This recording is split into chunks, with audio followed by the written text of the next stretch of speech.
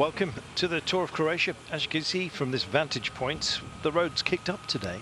Also, the wind's picked up as well as we head towards Jure. It's Biovoco, incidentally, starting off in Trogir. And yeah, the wind's picked up. It's a northwesterly, so it's actually quite cold as well, you would think, but a blanket of cloud overnight means that temperatures are actually higher today. In fact, it is around 14 Celsius, whereas it nudged down towards 8. Some snow knocking around bizarrely yesterday as well, overnight I should say.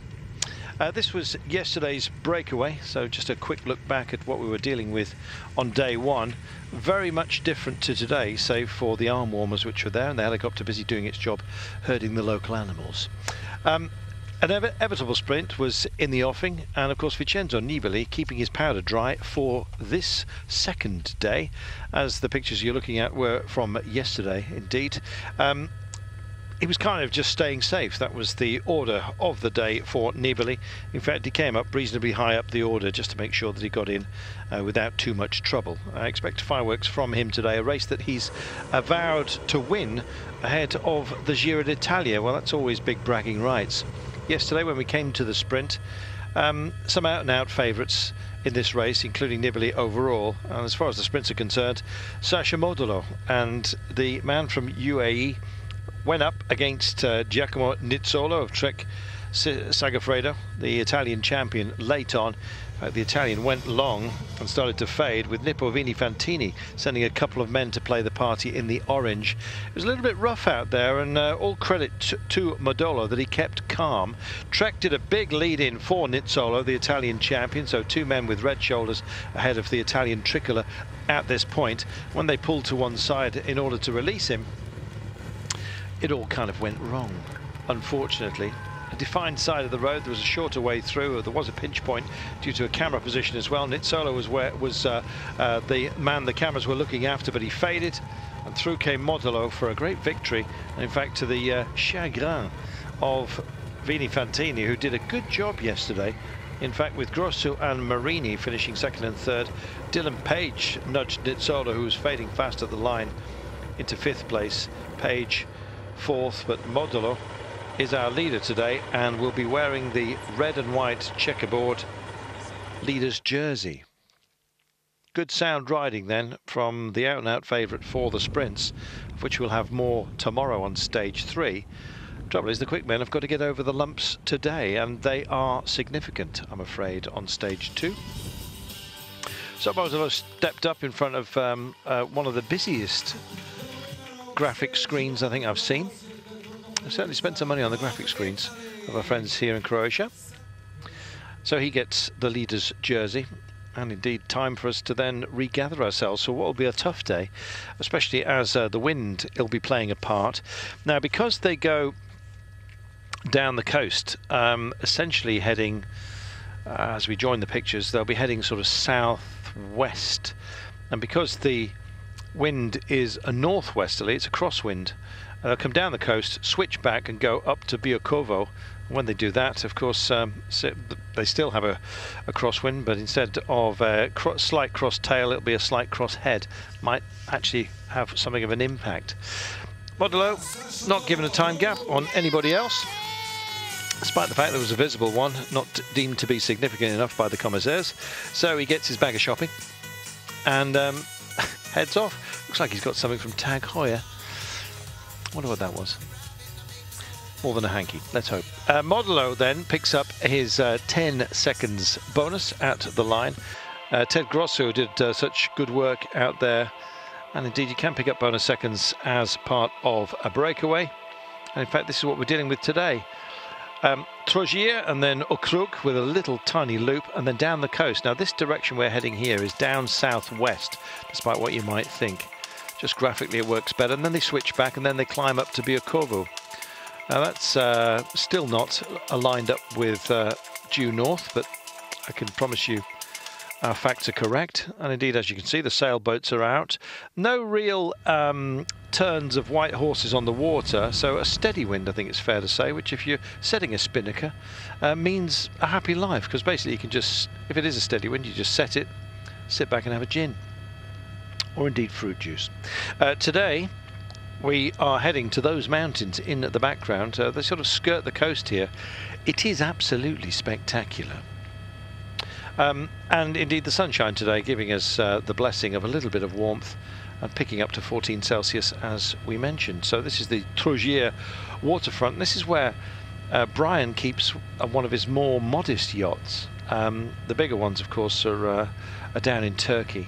But yeah, Brian, good sailing here as well as cycling. I'm expecting a decent day. Yeah, it was quite unfortunate for the overnight snow. Everybody expecting, you know, a big climb towards the end, but we still have a climb. But obviously, it only goes up to 870 meters today instead of the 1718 meters that was originally staged for this stage. Just knocking off 15 kilometers of the stage distance, but it'll still be a brute of a climb towards the finish of today's stage. So it might well open it up. I think it would have favoured Nibali if he'd gone the whole way, and in fact he's known to ride in the snow, Brian, quite effectively. Seen him do that on the Tirreno Adriatico in the past. The worse it is, the better Nibali seems to go, so he'll be disappointed.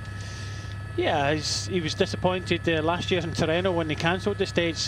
Fortunately, down by the coast, you can see it's nice weather. Maximum temperatures today on the coast are about 10 degrees. You know, people are still wrapped up, but it's sunny. The wind is blowing a little bit.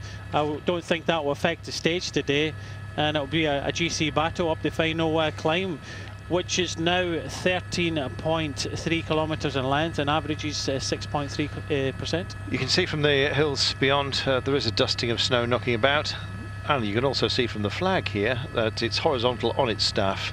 It's blowing, bit of a hoolie.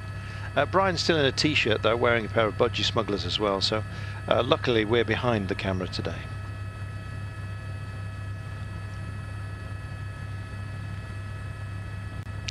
Rolling off and underway, this is how they started quayside today. And as you can see, bright, breezy, sort of day when you might be tempted to reach for a bike. Certainly not one where you'd want to go up the full incline of what we had to deal with. Unfortunately, it means that Biokovo slightly neutralised today, or neutered, I think it's probably a better word. But nonetheless, I think we're going to still have some fireworks. We're going halfway up, essentially. So we'll do a rise of 700 metres in 14k, as opposed to a rise of 1400 metres in 25k.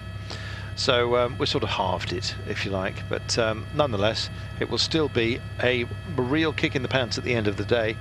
And we'll probably knock out a few of the sprinters' legs, I imagine. They'll want to nurse themselves today with the danger of being timed out, especially as we've got Zadar tomorrow. Now, tomorrow's stage is kind of really lumpy, and then it's a long run in, so potential for a breakaway tomorrow. Today, we do have a break. It's a modest one. 3 riders in it. And indeed, they've already had some fun. Grosso, who is a sprinter, found it a bit too much, quite frankly. I think he was out for the first of the intermediate sprints there today to try and get some points in that Jersey competition. Overall leader, of course, is Modolo. And Modolo also owns the points jersey, although it's being nursed today by Grosso, who was in that break. I guess going on a break, yesterday we were questioning the mentality of those who were up the road, Brian, especially when they were sort of holding 10 seconds. You were thinking, well, perhaps it would be better for them if they just backed in a little bit and then went again. But they held out there with the World Tour teams kind of shaking their heads and looking at each other. A differential, I think, in terms of strategy, wouldn't you say? Yes. Everybody goes into a stage like this with a plan, and sometimes plan works, sometimes it doesn't. And Grosso, from what we were hearing out in the roads, 4 riders were away in a breakaway. I think it was actually 3 riders, and Grosso was one of the riders that was trying to go across, but he's been brought back by the peloton. And only 3 riders remain in front of the peloton, led by Bahrain Merida. Choucroute, it's good round here. Sauerkraut to you and me. You get a nice steamed sausage and some spiced cabbage. Goes down an absolute treat. Likewise, all the gels, bit of a feed zone going on right now. I don't think they've got any liquidized fruit choucroute in there. Our leader is wearing the red and white jersey. Nibali out and out favourite for today, I think it's fair to say, Brian, and indeed for the whole thing. Here's your here is your group: Koledan, Vorobayev, Lang, number 134, has joined them, and we also have our friend, there is Vorobayev right now out front. Now he's been busy, and it has been for quite some time. He's a good time trialist, twice a national time trialist, and in fact world under 23 time trialist for quite a few years ago now, as he's 26. 4 years, so not that many. Run up in Droit d'Or de West London as well, behind Yves Lampaert a couple of years ago. He's handy, is what I'm trying to say to you right now. So a great man to have, a great powerhouse to have in a breakaway. Number 33 is on the nose at the moment. It's Marco Koledan, the Italian, 28 years of age. Went very well in the Étoile de Bessèges a couple of years ago, formerly of Bardiani, but got himself a 4-year contract with Trek Segafredo. He's part of the engine room, it's fair to say, for Trek Segafredo. They're working for Julien Bernard overall, despite the fact that Eugenio Alfacci is also there. Well, we're going to take ourselves a break. We'll discuss more about those who are up the road in a short while. In the meantime, just take a little flash picture in your own mind here, really, of just how beautiful it is, because it might get grizzly later on. See the clouds that they're heading towards? They bore snow to the mountains last night, and it may well be that they could well give us a dusting today as well. In fact, we're just a little bit tardy going to the break. Good to see Team Roth, the Swiss team of some standing, with Lang in the break today. Well, we'll quantify all this, and indeed there is our friend Lang, the Swiss, out front. We'll be back with you in a few moments here for stage 2 of Croatia. Bugger back, isn't it absolutely glorious? I mean, lucky for us that Brian's got a gorgeous holiday villa in this part of the world. Vincenzo Nibali had a chat about yesterday, and in fact his hopes for today as well. Lipovini Fantini have clearly got their own options on this one, although really a sprint outfit, I think it's fair to say. I'm quite sure who they're thinking about overall, but they're doing a good bit of pacing at the moment. I think they're holding on and running because they are leading the team classification and want to get a decent finish today to add to their tally. Let's have a word with Monsieur Nibali, his nibs. Today, how was it? Well, today is a perfect day, is normal. The long stage is very cold, 9 Celsius degrees, but I think the condition is very good, and tomorrow I have one stage is very hard, and our the climb, I test my condition, it's perfect. And your teammates worked good? Yes, my teammates today, all together, everybody, and the final, the last 3K for the sprint is no good for me and my team, but tomorrow I try the condition with my team. Thank you. Bye bye. Well, it's rather being jockeyed along there, wasn't he? As opposed to being allowed to speak. I thought he was giving a good effort, to be honest. But yeah, I always think that stars should be allowed to finish their own sentences without having some help. Got annoyed with it and said bye-bye. No surprise there.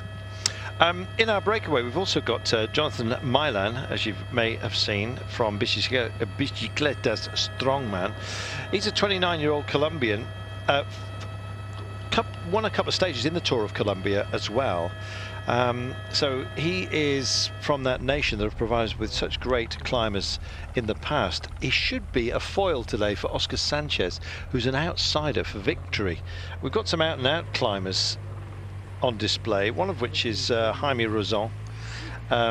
Watch him, as well as Gio Ciccione. I always get that the wrong way around, but anyway, it's Ciccione for Bardiani. And Jan Hurt as well, from CCC Sprandi Polkovici in the rather familiar and a blessing to us Tangerine. So watch out for them, as well as, of course, Mr. Nibali himself.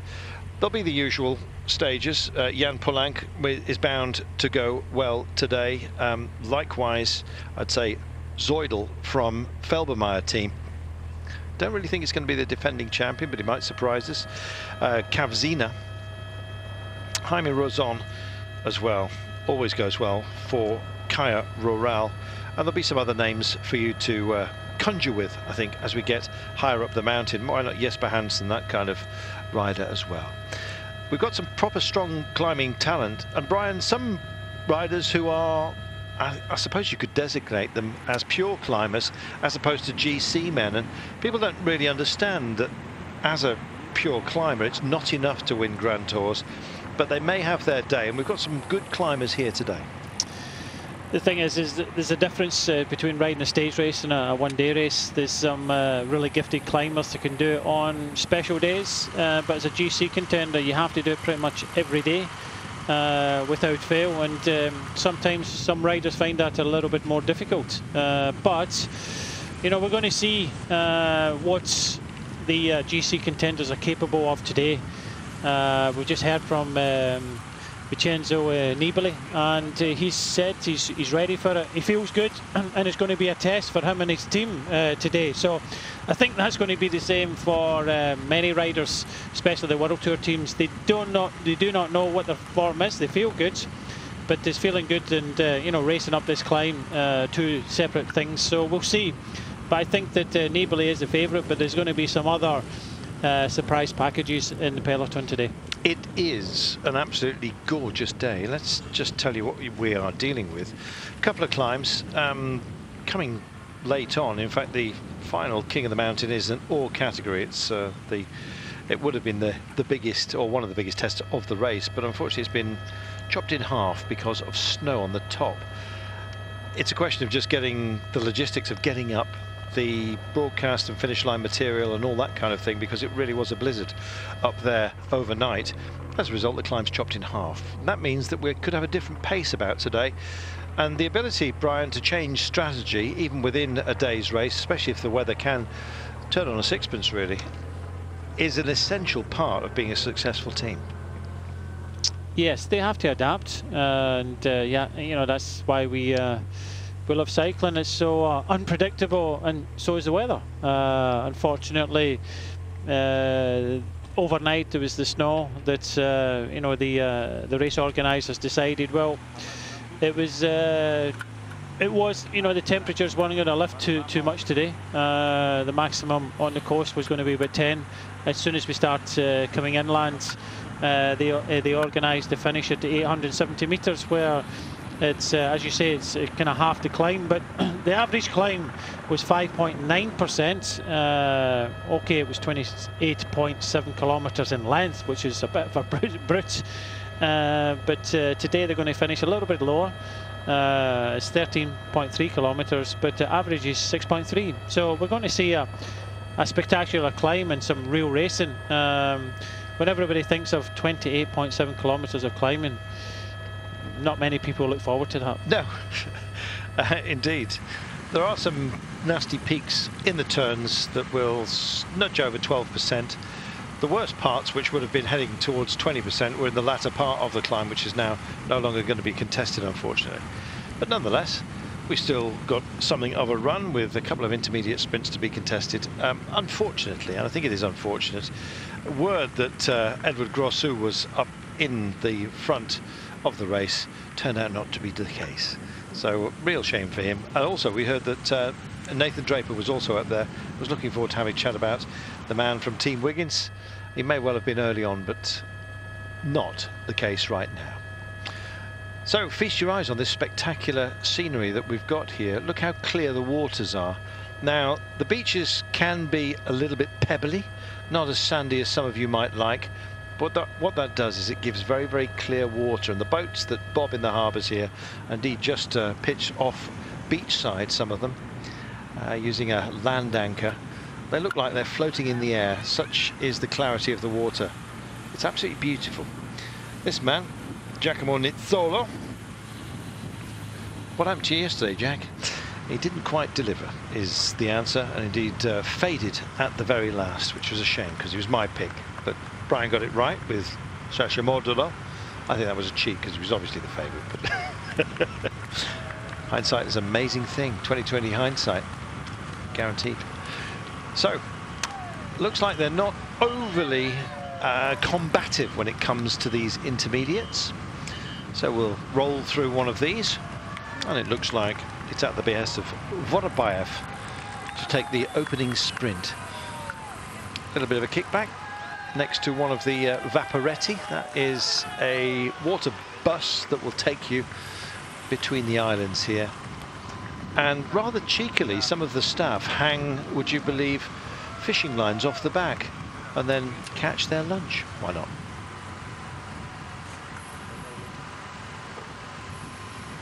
Lovely day, Brian. Yeah, you can just see Nizzolo, the Italian champion, was taking off his arm warmers, trying to get a little bit of sun around his body, but there's still some riders wrapped up.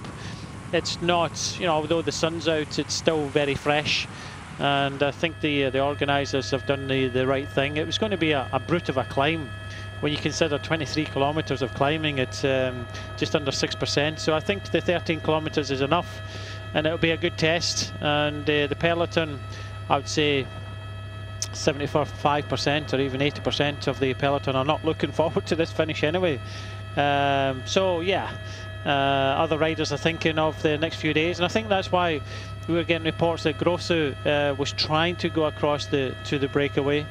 He never made it and came straight back to the peloton because he has been sprinting well. He already finished second yesterday. He finished second earlier on in the year in the Tour of Oman in the 6th stage to Christoph. So yeah, there's opportunities for him later in this race. An uncontested intermediate then, and I suspect they may well have the privilege of taking on the next one as well. Although the pace seems to have picked up down there, the gap is maintained at, well, as you can see, just drifting out actually. 3 minutes and 39 seconds here. Really is a scorched landscape, sorry. You have to consider going in the breakaway today, Carlton, and okay, we've got 2 sprints, we've got a second category climbing up, but if you win that second category, you've got an out of category climb at the finish, so the winner, the King of the Mountains jersey, will go over to possibly the winner of the stage, but the winner of the stage will probably take the general classification. So if you finish second in the stage, you'll probably take that jersey. So getting in the breakaway is maybe not the best day for doing this because there's very little rewards for it. Yeah, afraid so. Just looking at Nippo-Vini Fantini. Now, they were busy yesterday. This is Canola. But they had some fun at the line. In fact, Canola finished in 7th place. And 2 of his teammates, he led them in. Grosso and Marini finished 2nd and 3rd. And what that did was give, of course, Nippo-Vini Fantini the team's lead. The lead in the team's competition. Rather shishi, how can we describe them? Well, shoes, obviously, but a bit of a spider's web, ectoskeleton draped over them as well. I rather like those. I might have to pop round and have a word.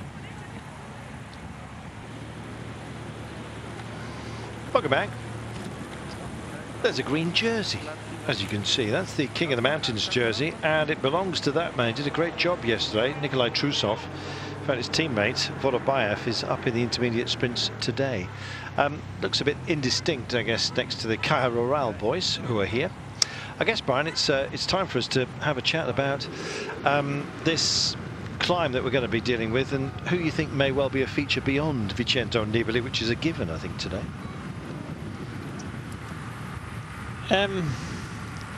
Take your time. Yeah, I was doing something else for you.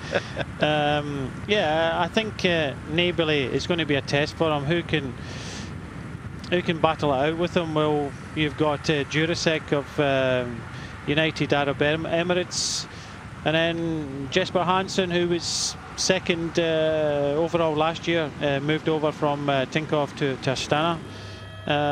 You've got CCC, have been up there in the past, Jan Hurt and Grosschartner as well. So, and then there's a lot of unknown riders. Regina of Adri Morbio, Vasina, the defending champion. But we've already noted that at the top of the programme that there's so many unknowns. When you come into a stage race, You've not seen some of the smaller teams kind of race over the last few weeks. It's a kind of question mark, but we can see definitely that Bahrain Merida with Boaro in front is really interested in keeping this tempo high enough, because they don't want this breakaway to succeed today. They want Nibali not only to win the stage, but also to take the general classification. But Nippo Vini Fantini are interested in this as well, so they must be thinking that they've got a rider in their midst that could possibly do well today. It's Vincenzo Nibali just being brought back in, presumably after a minor technical. In fact, I think it's Raimundas Navadauskas who is guiding him back to where he needs to be. And just look at that. If we had in fact, it's Konstantin Svitsov, I beg your pardon, the Belarusian champion. Both the jerseys, by the way, look incredibly similar. Both that of Navadauskas and indeed Svitsov. I got a quick view of him. It's the Lithuanian champion, but the similar sort of coloured bands displayed there, basically involving green and red, which is confusing. It's just that Lithuania also has a bit of yellow in there as well, so hope you forgive us. We're climbing already, and Brian, it's because we've got this category 2 climb, and it's no slouch, this one, is it? It's 6.2 kilometers in length, 3% as an average, but it does have kickers of 6 and 7 within its body. Yeah, it's not an easy climb, and I think everybody's just concentrating on the final climb. I can't see them, at 3% average. Okay, it's just over 6 kilometers in length. They've got a second category. I don't think, it's on the coast as well. I'm not too sure that they'll race up it. This breakaway will try and stay together as long as possible. They know that the team of Nibali are chasing with only one rider behind. So they just want to control this. If they hit this final climb with a 2 minutes advantage, then they'll be lucky, and I don't think they'll go the whole way, because I think the riders, I'm not giving any disrespect to the riders in front. Koledan, strong lead-out rider, 28-year-old Italian. Vorobayev, good rider, 26-year-old Russian rider, 2 stages of La Sarthe last year, so a good enough rider to do this. Pirmin Lang, plenty of experience with the IAM team in the past, second in national championships of Switzerland last year. And Jonathan Milan, probably the strongest of the breakaway, I would think, when it comes to climbing hills, the 29-year-old Colombian, because he finished 11th in the general classification at the start of the year in San Luis in Argentina, so obviously climbing talent. So if they can get with 2 minutes advantage, then they'll be happy. They would love 4 or 5, maybe more, but I'd say in the breakaway the strongest is the Colombian rider in the yellow. Just approaching 50 kilometers, 53 in fact, and if you look long here, you'll see that there's snow upon the mountains, and that's the reason why today has been shortened, unfortunately. Instead of doing 123 kilometers, which didn't sound overly long compared to yesterday's 227, or indeed 237 tomorrow to Zadar. Yes, they trimmed the stage today, I'm afraid. It's back to 107 k's in length, because we're only doing half of the mountain because there's snow at the top. It meant that logistically it was difficult to get vehicles up there in a blizzard yesterday. As a result, we have half the mountain to take, but it's still a goodly run. 13 kilometers, in fact, and we're now 12 k's away from the peak of our second category climb, which is as the road kicks up away from the coast, and we'll be back on the coast. Then we switch around and take on an intermediate sprint, and indeed our climb. It starts at a place called Podgora, after 94 kilometers of racing, but that will be shy of the end by only, what, 13 kilometers, which is the length of our final climb, 13.3. So when we get to Podgora, that's when the road kicks up. Look at that.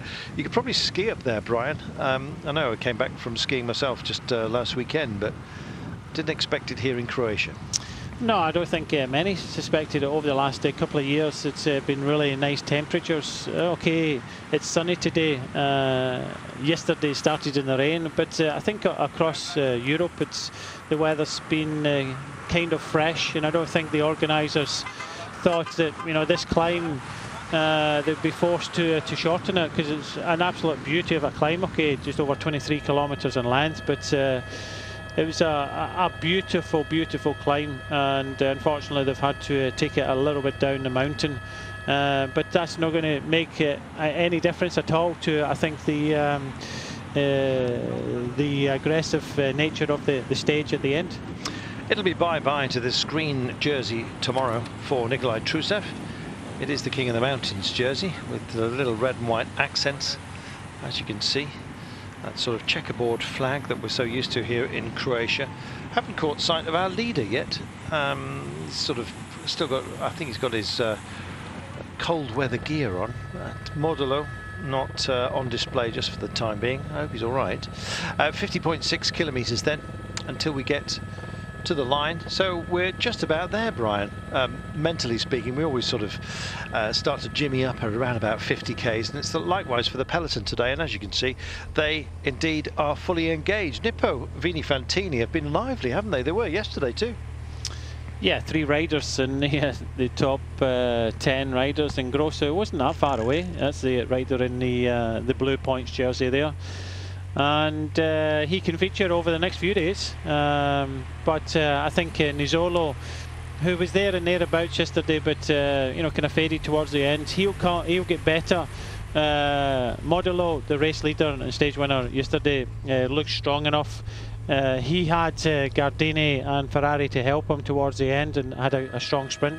So a lot of these riders, especially the Italian sprinters, are starting to hone their form for the Giro d'Italia coming up, and obviously a few riders here are thinking of that for the Giro d'Italia as well, while other riders are preparing for the Giro d'Italia in the Alps. It is a good prep race, both of them are, and of course you're able to keep in touch with the Tour of the Alps, the Tour of Croatia, and indeed plenty of other cycling going on at the moment as well. They're busy with the Mur on our other channel as well. The Flèche Wallonne, hope you're enjoying that one. If you're flipping between the two, I won't tell you what's happening just in case it's a spoiler for those of you who've joined us here today. Holding steady at the moment, you know, they're doing a good job out there. They've got a couple of time trialists within their number who are pretty handy at situations like this, and our 4-man breakaway are keeping everyone honest for now. It's likely to be a quick finish despite the incline. We'll take a break, back in a moment.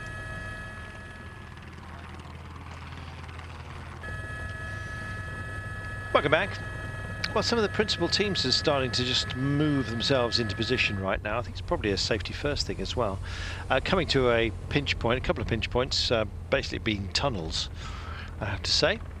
As you'll see in a few moments' time, Astana rearing their heads. This will be for Jesper Hansen, man who took the Tour of Norway a couple of years ago. He was runner-up in this race, though, don't forget, last year. It's a different feel to the event, though, with the likes of Bahrain Merida with Vincenzo Nibali, of course UAE as well, United Emirates team, Trek Factory Systems or Trek Segafredo, as well as Astana, and some very, very good teams from the second tier. I think it's Pro Conti, looking at CCC Sprandi. We've got Gazprom, of course, Bardiani, Cairo Rao, Nippo Vini Fantini. It's a quality lineup that we've brought to this race. No disrespect to those I haven't just mentioned within that breath, but it really is outstanding. And so today, as we get to the mountains, it's ever more important, because you do well today, then you're going to tee yourself up for the rest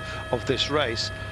Tomorrow's a very long day, by the way. It's 237 kilometres, so they'll effectively do today's distance as climbing, and then you'll have a big run into the line. I think it possibly will beg a breakaway, although the run to Umag day after tomorrow is probably more so, I think we can say. And then we'll be climbing for the Queen stage to Uka, UCKA, the Queen stage. And a man who did that very, very well is also riding here.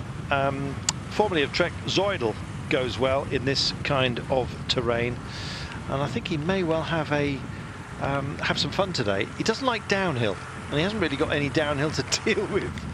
And he doesn't like downhill in the rain, and there's no rain, Brian. So it's Zoidel could be an option today. Yeah, it could possibly be. And there's plenty of other riders in the peloton that would be an option. So we'll just have to kind of wait and see. So yeah, it's open just like they were here. But Ricardo Zoidel is here, the stage winner from Croatia last year, but the winner being Vasina. So they're both riding for the same team, and they've got a couple of strong options. They've also got Eiberger as well. So Eiberger was up there in the overall. So it's going to be a good opportunity to see, because the team that okay, they've come together in this Austrian team, Felbermayr Simplon. So they've got some good options there, and we'll just have to wait and see, because we've not really seen them come to the fore yesterday. But I think this will be the day that they put their stamp on the race.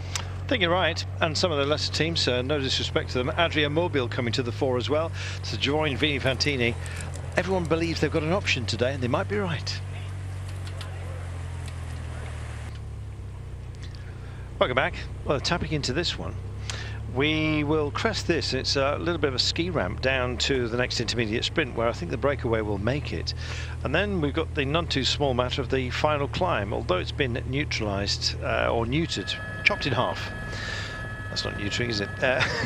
Anyway, it's still a proper test, and I think the likes of Vincenzo Nibali will fancy it. The problem is, other teams now believe that they can beat Nibali today, and that's possibly going to hamper him a little bit, mentally speaking, on the approach, because the options have widened for a lot of teams who wouldn't really have fancied the final climb, Brian, who now will be motivated. Yes, with a smaller climb. I don't think it'll change too much, but definitely where they race it, they'll probably race it sooner rather than later, because to race from the bottom of a 23-kilometre climb is when you look at the kilometres passing by, it's a long way to go. So I think we'll see some more attacks earlier in the climb. It's not an easy climb. They've just kind of shortened the distance to the top, and yeah, we're going to see a good battle. We are actually on a 3% climb. You can't really see it at the moment. It just gradually goes up to the King of the Mountains points, but I don't think that'll have any bearing on the race today. Everybody will be just concentrating on this final climb. We are going to see some surprises. Nibali's already said that he's come here to win this race. He's come here to test his legs, but there are some other riders out there, and especially the team from Austria, which we've already mentioned. They've got Vasina, the overall winner. They've got Eiberger, they've got Zoidel. They've got options, and I'm sure they'll go out and race Nibali to take the scalp of Nibali. And what we've seen of Nibali so far this year has not been brilliant. But then again, we've seen that before, where he hasn't been brilliant, and all of a sudden he's popped up and won a Grand Tour. Well, quite frankly, when he won that stage into Sheffield in the Tour de France 2013, to open his account, really, he was under tremendous pressure from his own team, who were highly critical in a public manner, saying he just had not delivered, and then all of a sudden, bang, he was out of the box and going. Yep, and apart from a couple of victories from the sprinter, Nibali is yet to score. So I think the pressure will be mounting, but I think he'll be given until the Giro d'Italia to prove it. I think this will be a test. If he doesn't succeed in this test, then I think he'll have to go into the Giro d'Italia with a little bit more pressure. But I think this is a huge test for him, because especially the parcours of the Giro d'Italia, he'll want to go into the Giro d'Italia, especially in the first few stages, with some really good form. And this is this race you've got today, and then you've got the stage 5 mountaintop finisher 2 days, where he really has to test himself, because he'll be up against some of the world's best in a few weeks' time. Most certainly. And you'll be able to watch, of course, the Giro d'Italia live here on Eurosport, your home of cycling. It's going to be quite special coverage, and I hope you tune in and enjoy it. 2 minutes and 41 now, the gap. that's maintaining really well, Brian. Our breakaways working superbly together. I was expecting them to have been caught by now because of the way today's stage is likely to end. It's not that they're hanging about in the chase either, it's just the quartet up front seem rather determined. Yes, it's. I think you've got, what, 2 riders from Bahrain Merida and 1 rider from Nippo Vini Fantini, and it's just coming down ever so slightly now, but I don't think they'll give them more than 2 minutes before they hit the final climb.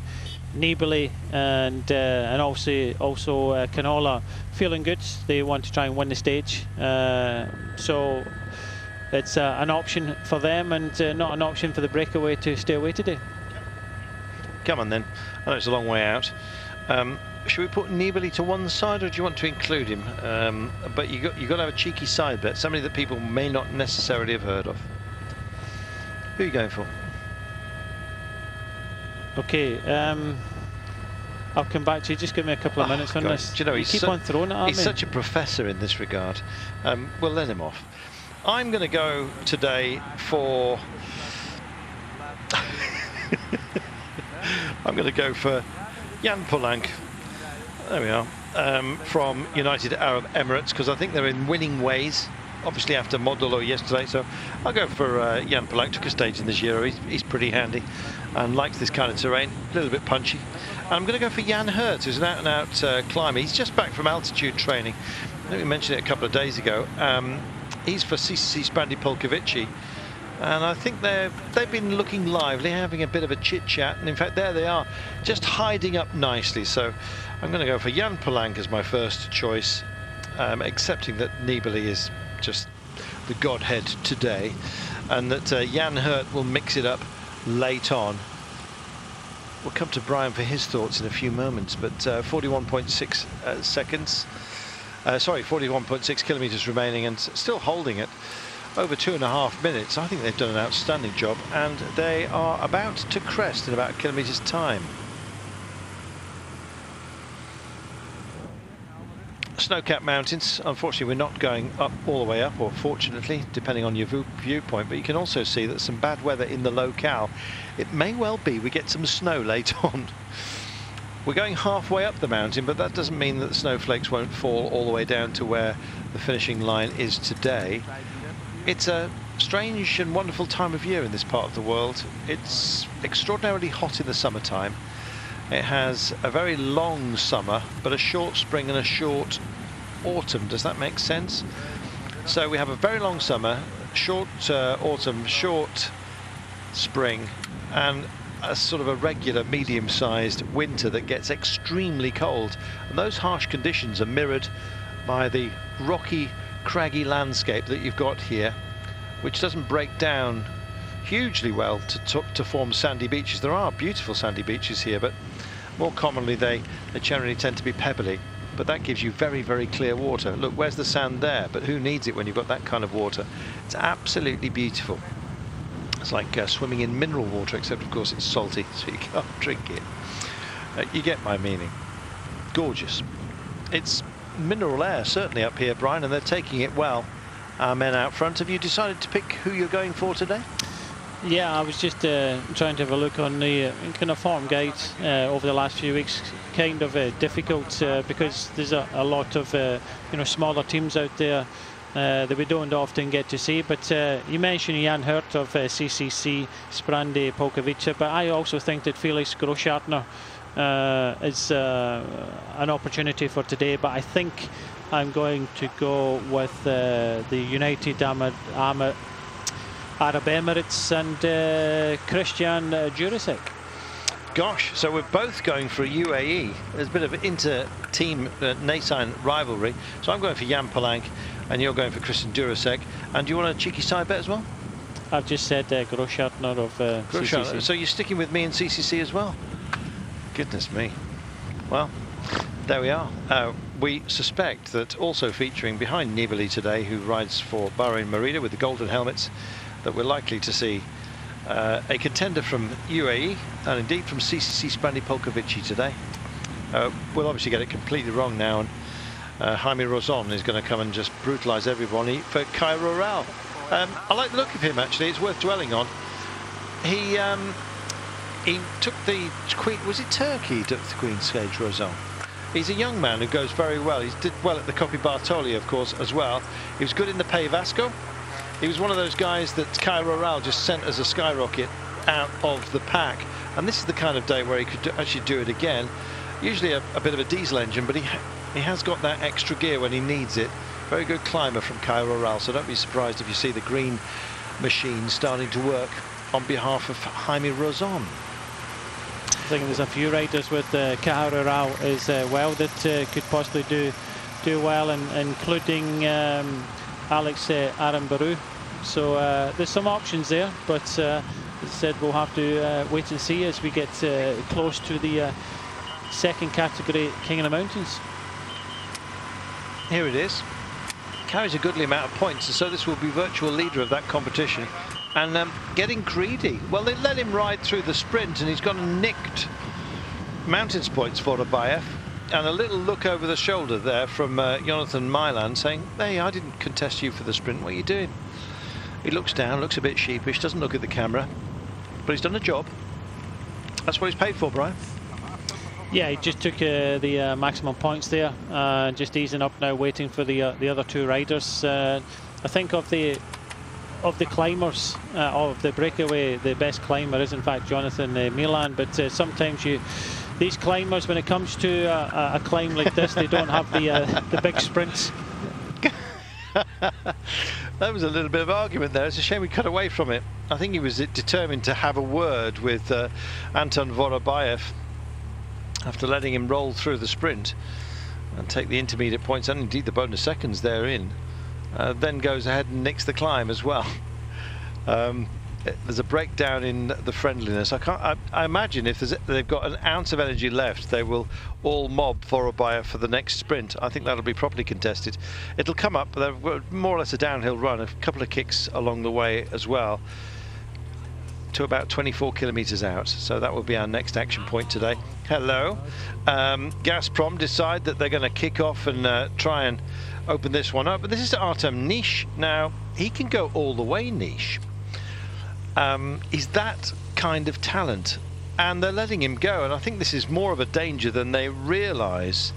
If Nish gets himself into a decent position here, he could actually push on successfully until the very last. He's capable of going long, and he's got some good climbing legs on him as well. So he's got Vorobayev up the road, and Nish has decided that he's going to go and join him. Now this is fascinating, Brian. Why not? Yeah, it's one of these situations where the category of climb only produces results for the first three. So with a rider in front and already over the top of the King of the Mountains, it's an interesting attack. He goes over the top. Only points for the first three over that points, 6, 4 and 2. So he's gone on the attack, 2 minutes, and it looks as if Gazprom want to this race to start sooner rather than later. Yep, think so. Artem Nish would be their chosen son overall, and the 22-year-old Russian has decided to go and try and join the break. Welcome back. Brian's eyebrows are telling a strange story. They're up in the middle. He's kind of worried at the moment of Artem Nish, and indeed the sensibility and indeed the mindset of those who've sent him up the road. Look back after a chat at the team car for Anton Vorobayev. What? That's his own team he's haranguing here. What do you mean he's coming up after me? This was supposed to be my day. There we are. All right, let me explain it to you again. This is my rudimentary Russian coming in right now. He's going to come over, then you're going to ride together, and you're going to look after him. But do you want a bottle? Oh, he's not happy. He's not happy, Brian. Looks like he's been told to come back. Yeah. So come back and help out. Yeah. The attack was pre-planned. They were going to go on the attack there by Nish, who's only got 18 seconds in front of the peloton, 20 seconds now. And they pulled the rider back from the breakaway, Vorobayev, and he's been told to wait for his teammates to probably ride into the bottom of this climb with maybe a minute's advantage of that. It's an unfortunate thing, isn't it? And Vorobayev is clearly not happy. He's worked hard today. He's taken the first intermediate sprint. He's taken the category 2, so he's in the virtual lead of the King of the Mountains competition.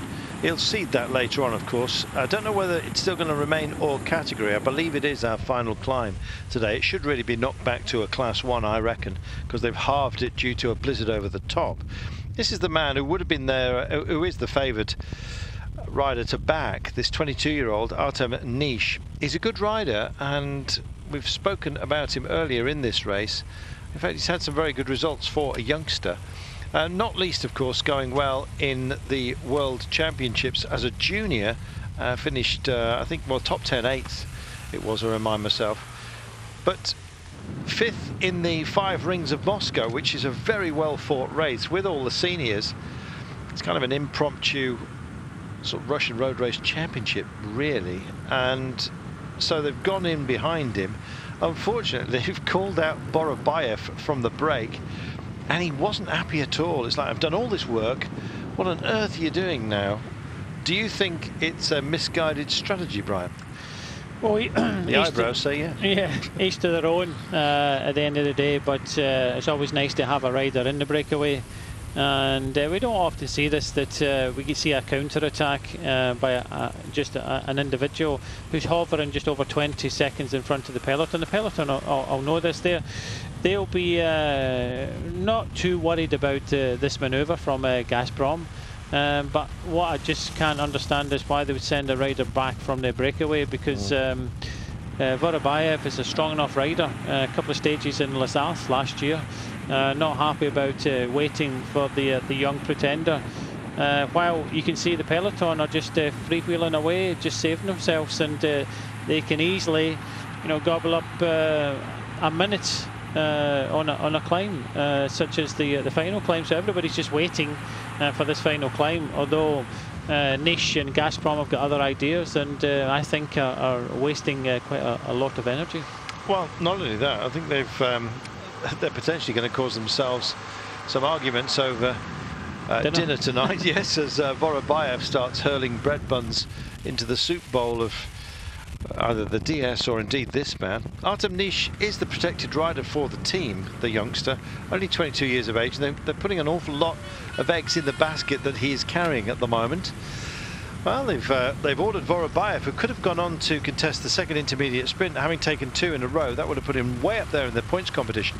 I think that was the problem for him, not necessarily that he had a chance to take it overall today, but you never know. At least he had a chance, and now that's been squashed because they've decided to back this man and pull a man out of the break to support him. I think it's a mystery.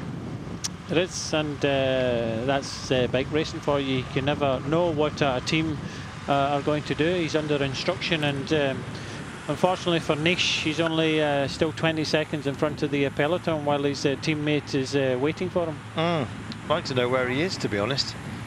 Whether he's just pulled up at a cafe for an ice cream. Probably not. Just looking at Konstantin Svitsov. Good rider. 10th in the Giro last year, don't forget. Top 10. He's a fabulous engine in all terrain, isn't he? He is. He's a very good climber, nice guy. Likes to get away from it. Doesn't always like the limelight, does his teamwork, and he likes a bit of hunting in the wilderness every now and again. He does. He'll take a summer tent, even in the winter, and just make himself busy. Here we are. Our friends from Gazprom are together. Oh, come on then, get on my back wheel. I know what the plan is. Did you see that look? I can't believe it. I've done all this work. This is what's going through his head at the moment. We're reading Think Bubbles. I get called back for this kid. He can't even get it stable on my back wheel. Get on with it. Nish has himself a gel, and Vorobayev is still complaining. Look at the facial twitches. Oh dear, that's a man who's crestfallen at the moment. Nose to the grindstone for Vorobayev, hoping that Nish can deliver something at the end of the day. Let's hope so, eh? Back in a moment. Welcome back to the Tour of Croatia. Beautifully marshalled, this race, in an absolutely stunning country. I haven't really seen too much of the locale in this run today along the coast, but it has been absolutely spectacular. Most of them are villas, which we've been enjoying. But yes, it was. They used to build the old settlements, incidentally, in sort of protected harbours and indeed away from the coast. But these days, with modern building techniques, they actually want to seat the villas actually on the hillside, the mountainside, looking out to sea. And of course, the mountains do tumble into the sea here rather spectacularly. It's beautiful.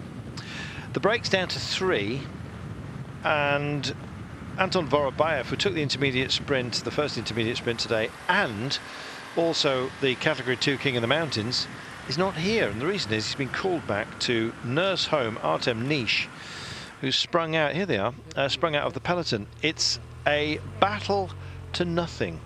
And this will be, Vorobayev will drift back through to the car, and then they'll say, cheers mate for that, and he'll say something back to them which will be unrepeatable. Because basically they've ruined his day with this strategy. Yeah, they've ruined Vorobayev's day, but you're under orders and you have to follow orders. It's down to your team. And when Nish went on the attack in that previous climb, and you look at the peloton behind, if they look behind, why would you do something? It's you'd have to wait until Nish got a good enough advantage to send somebody back from the breakaway. Having somebody in the breakaway is nice to have, especially if they've got options in this final climb, but they've got absolutely nothing now. Because it looks as if they're going to be caught by the peloton, who are just bowling along, waiting for this final climb, apart from the riders at the front, of course, who are putting a considerable amount of effort in. Well, listed as chasers, but the pack, I'm afraid, is very, very close at hand. Got an intermediate sprint coming up. At least they'll get to contest it without Vorobayev, who got a bit greedy out there. But he has been selfless, following team orders and drifting back. Looks like the peloton saw them and then knocked it off a bit. I still think they're just not that far behind. Oh, they're not. But yeah, it's not going to be the day of the breakaway. They tried, but at the top of the programme we did say getting in the breakaway, I don't think there was a lot of reward for them, because they're not going to take any the points jersey. They're not going to take the King of the Mountains jersey. I doubt they would take the honours on the stage. So. But you have to be in the breakaway. It's a bit of publicity, but or you use it for training. But yeah, it's not a lot of reward for being in the breakaway today, albeit on a short stage of 107.7 kilometres. Sun flaring off the ocean here, and there is the man who started the day as out-and-out favourite. Oh! There we are, nearly taken out by last year's winner. Defending champion deciding to pick the brains of Vincenzo Nibali in a very literal manner. I think it was his brains, it looked like his nose. Goodness me, that was a close one, Brian. I think we'll be seeing that in Watts. Let's have another look. And he never touched nostrils there. He never touched him. No, he didn't. But look at the Sicilian giving a Sicilian stare. You know, that would have been a red card in another sport. But back in Sicily, possibly something worse. Concrete Wellingtons. Not quite sure. The chasers are at a minute and a half, minute 26, 18 seconds behind the peloton. These are our breakaway, who have that almost minute and a half advantage over the two pursuers at the moment. You liked that, didn't you? Yeah, it's just bizarre. It was the way that Nibali just looked at him. You don't know who you're trying to touch, mate. Will anyone touch Nibali today? Well, he did have a good excuse. He had a puncture, so last year's winner was just putting his hand up. Shaking the head there by Vorobayev when he looked around. I think that's a grimace and not a smile. I don't know, maybe they said something on the radio. Look, there's, yeah, you're right. It's a grimace. And here they come, and Bahrain have called for a little bit of pace. They've got a marker on the nose, as you can see. Manuel Ibarra has done a lot of chasing today, hasn't he? He has, and if Nibali wins, then good. If he doesn't, then yeah, it's sorry to the whole team, but they've ridden well so far. Nibali just has to finish this off, and he almost just did a pick of the nose by last year's winner by putting his hand up for a puncture. But it does look as if Nibali and Bahrain Merida want to win the stage today. Well, we'll find out in just under 27 kilometres time. Here's our trio remaining from the breakaway, and it's kind of business as usual, really. Marco Colodan, the 28-year-old Italian, there he is from Trek in the red shoulders and black body, coming through with the black, white and red. Just to take the point right now is Pirim Lang, the Swiss, in the Swiss colours of Rota. And indeed also joining the fun here, as you can see, is Jonathan Milan, the 29-year-old Colombian who can climb. They've got a chance, these guys. I thought Vorobayev would have added to the engine room, but he's called back to help Artem Nish. Indeed, there's our, after a quick tyre change, is our defending champion.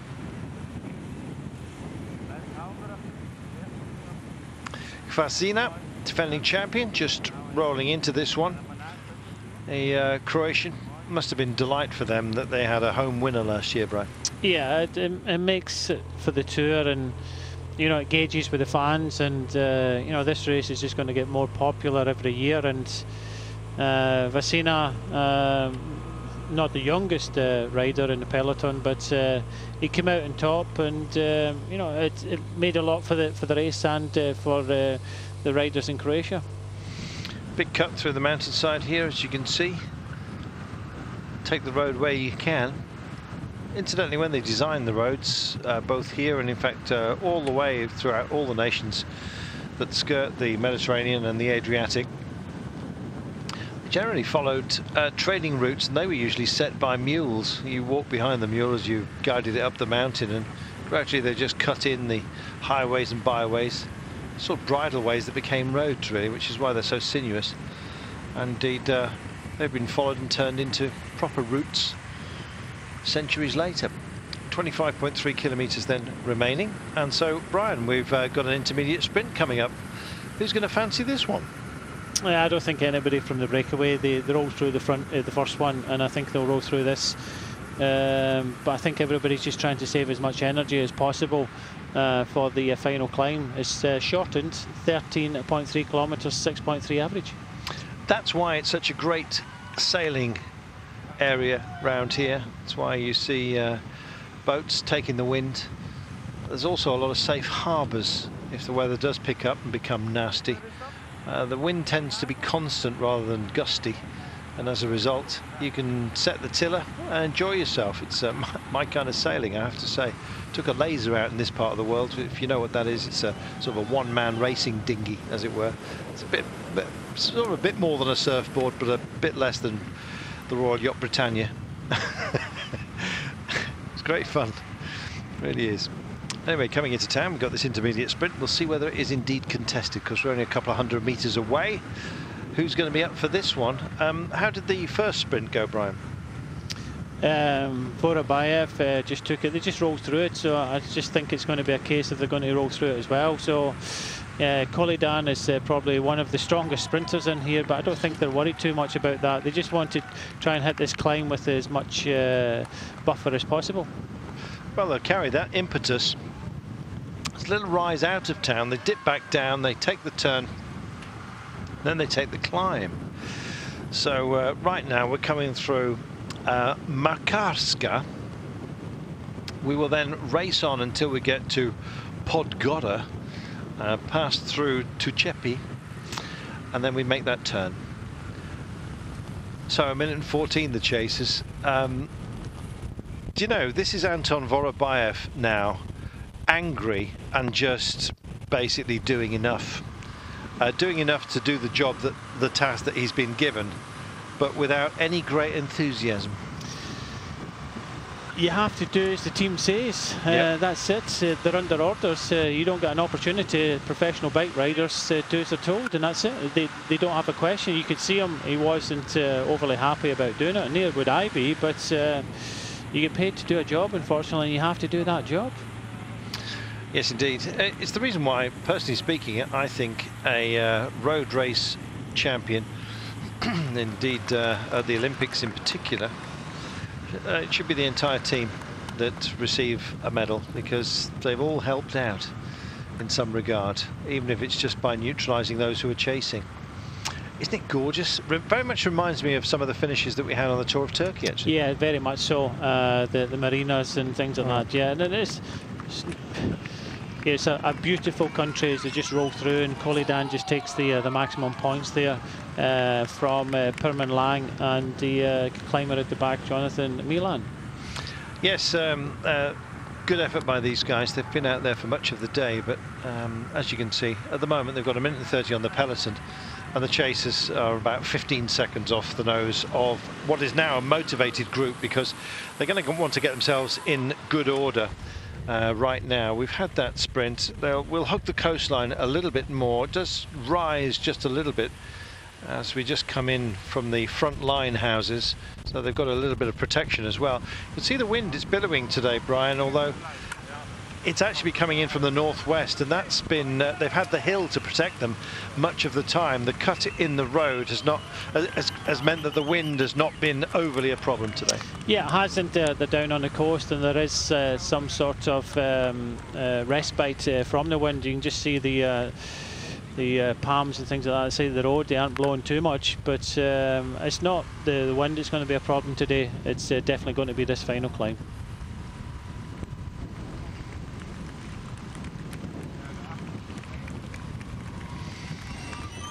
21.4 kilometers to go.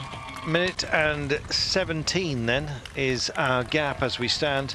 You're looking at the chasers at the moment. The breakaway numbers 3, and it's a little bit further up the road, and this is now a motivated peloton who are coming into this last test of the day. Short day today.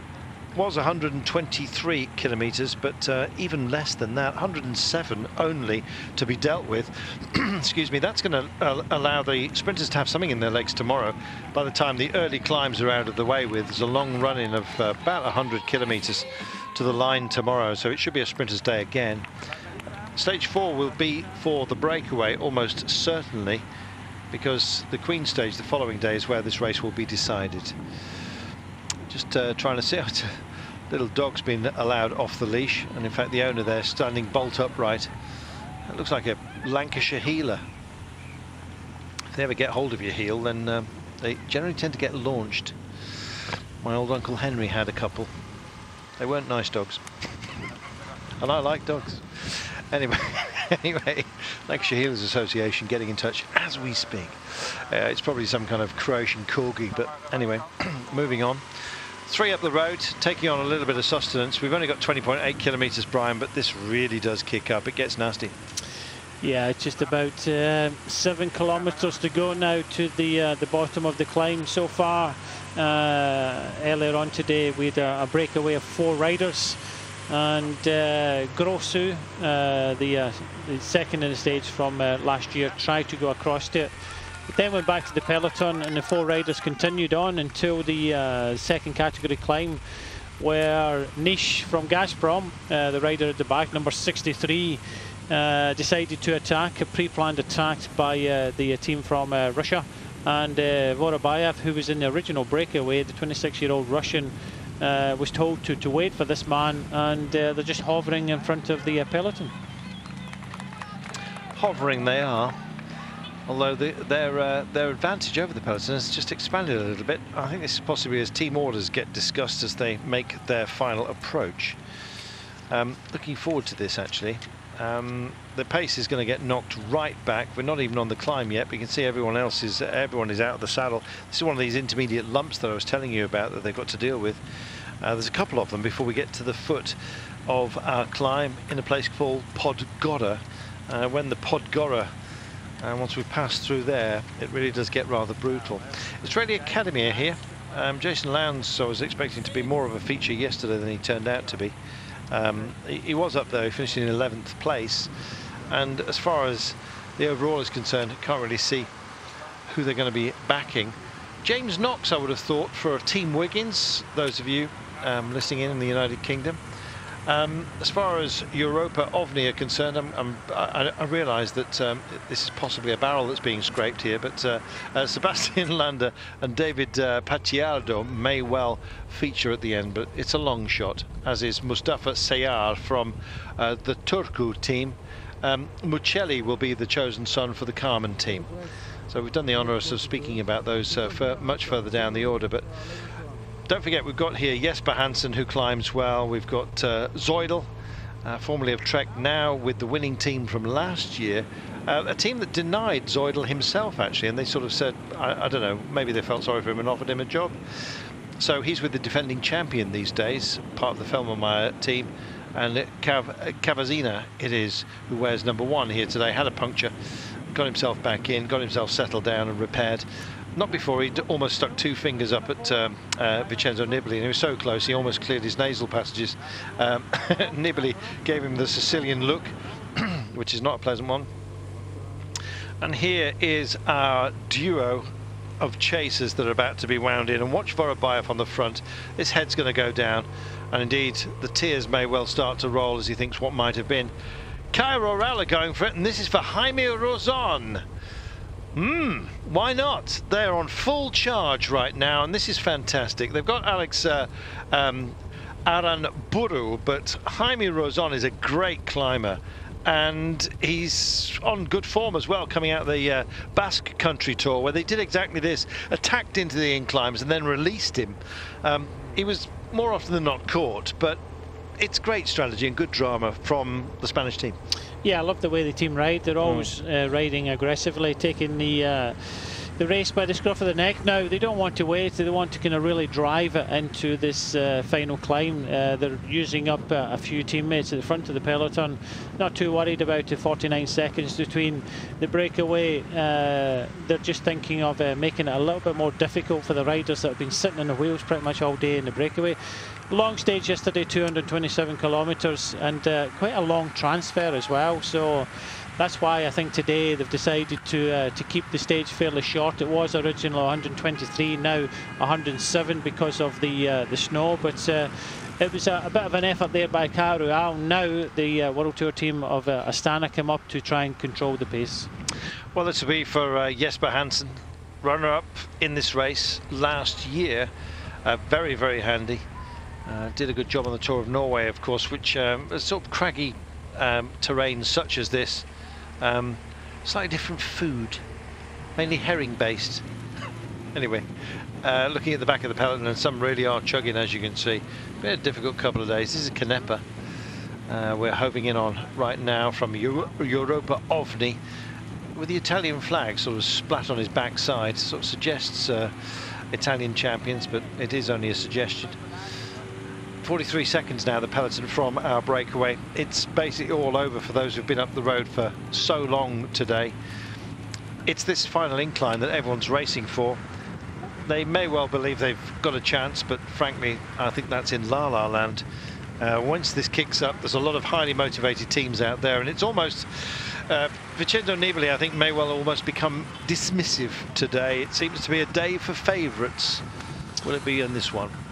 I think we're still going to see some surprises. I don't think the World Tour teams will have it their own way, and they're definitely moving up towards the front to gain position, because as soon as we turn left off this main road, it rises and rises and rises.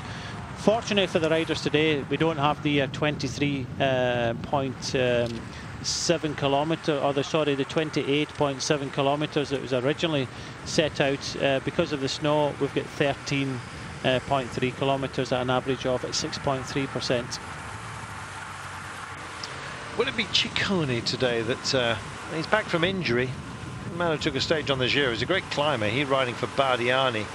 Don't be surprised if they start to mix it. From the helicopter they look green, but out front they were out. Oh, here we go. And Bahrain, Merida starting to muster now. And this is for Nibali with their golden helmets. Looks very much like the old colour palette of Wiggins, who are riding more white this year. They're rocking and rolling as we head for our incline of the day. And there's only one other day that features such climbs that we have to deal with, and although it's been chopped in half due to incline, 41 seconds to our break, 15.5 kilometres. They've got to be careful, Brian, that they don't just start looking at each other and that the work rate is maintained. I think finally Bahrain Merida are prepared to take it on. Yeah, it's just more safety than anything else, because you can see a lot of the other smaller teams, no disrespect to third division teams, but they come up, they kind of disappear again, come up and disappear. And yeah, it's just a crash in a peloton that could wipe out the chances. Oscar Sanchez is for the Bicicletas strongman team, and they've got a man in the break, as you can see. He's done a good job, actually, has Milan, but it is about Oscar Eduardo Sanchez behind. He had a good Apenino, by the way, and also in Costa Rica, and he can climb like a mountain goat. And indeed can't use the excuse of having a man in the break. Good to see Maria Dara Carmen. This is for David Muccelli. Likewise, you'll see Adriel Mobil out there, the Slovenian team. Rogina, he was 5th last year, got a top 5, and so they've targeted this race, and it's them in the red, white and blue, just behind here, being screened by the golden helmets of Bahrain Podgoda. And this is where the climb essentially begins, Brian. It's now. Yeah, it's not easy, and you know, all the riders starting to battle for position at the front of the peloton because they want to hit this one at the front. And I'm pretty sure in this peloton, from what we've seen yesterday with the attacks in towards the... Well, we've got 30 seconds, but it's not going to be enough, I'm afraid. They've had the opportunity to take the win today, which they've accepted.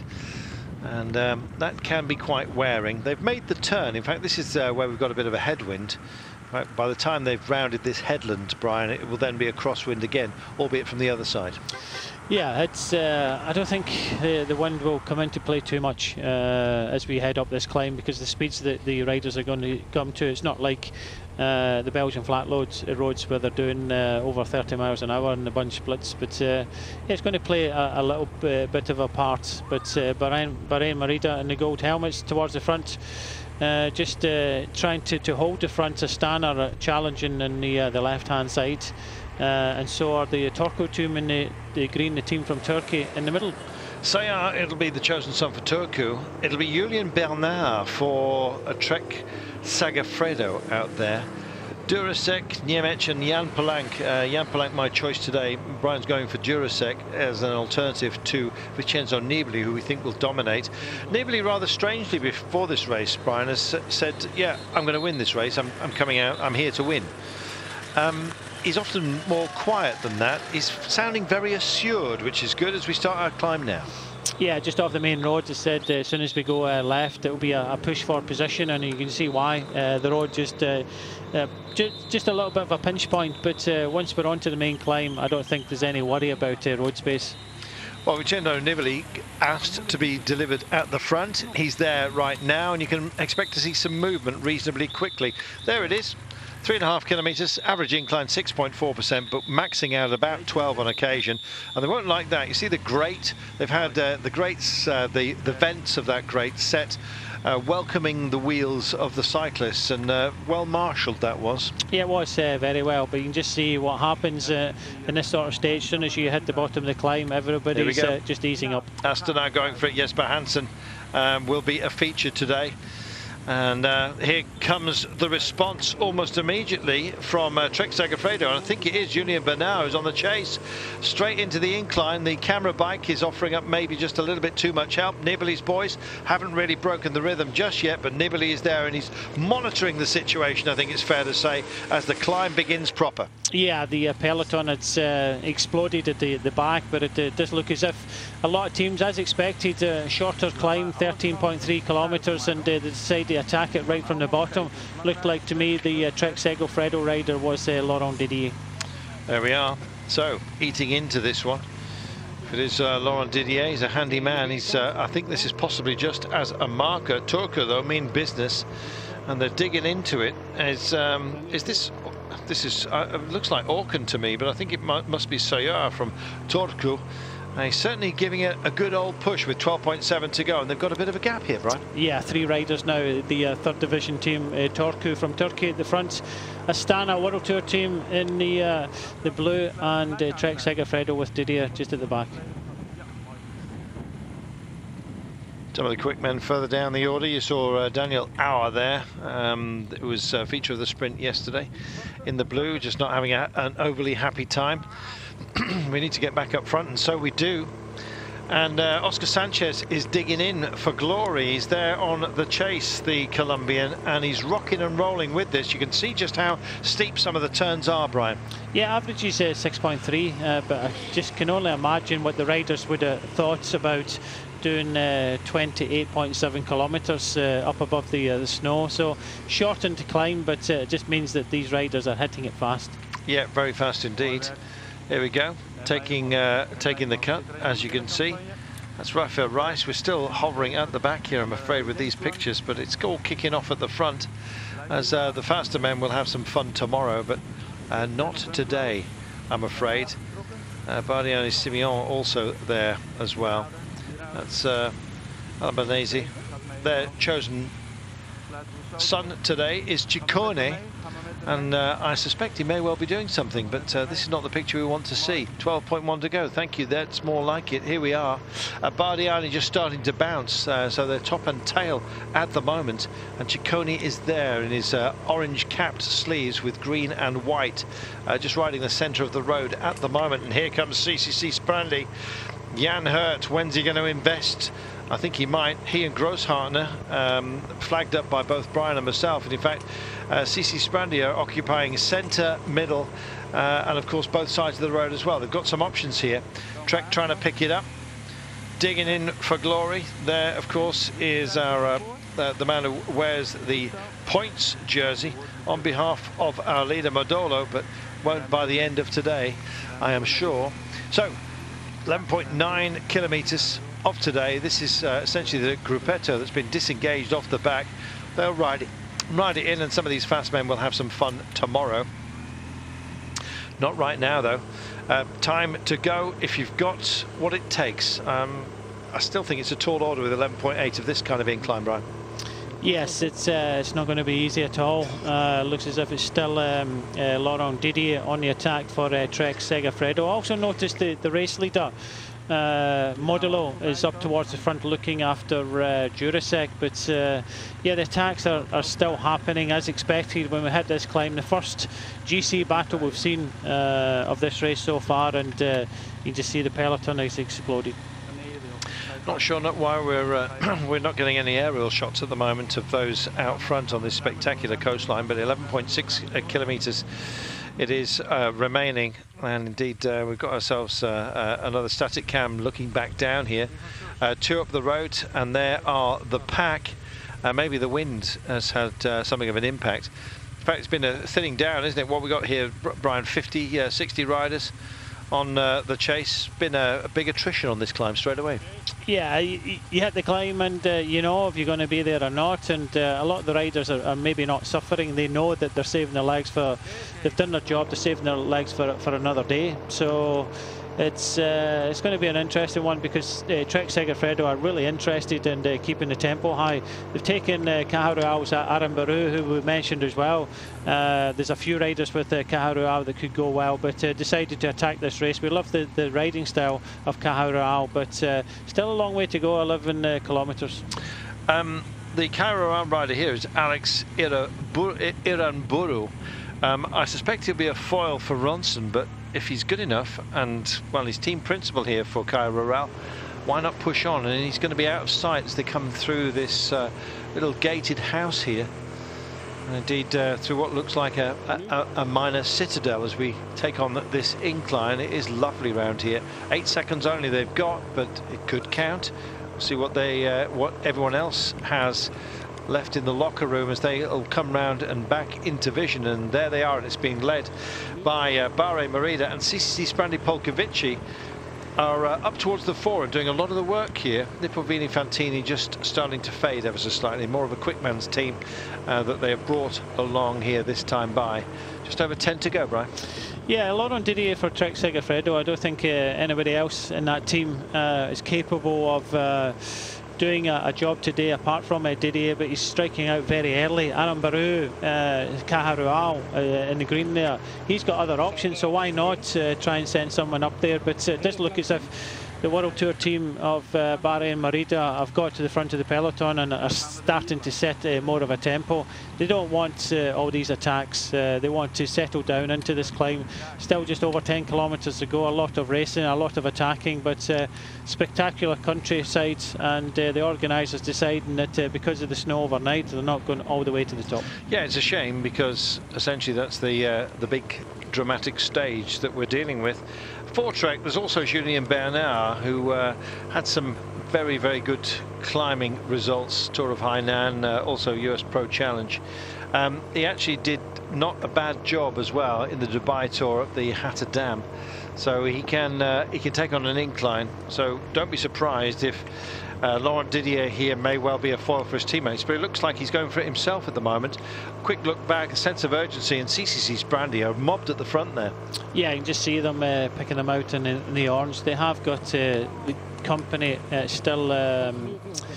Bahrain Merida sitting at the front, but the orange does stick out for CCC, and they're expecting to do well today. I think so.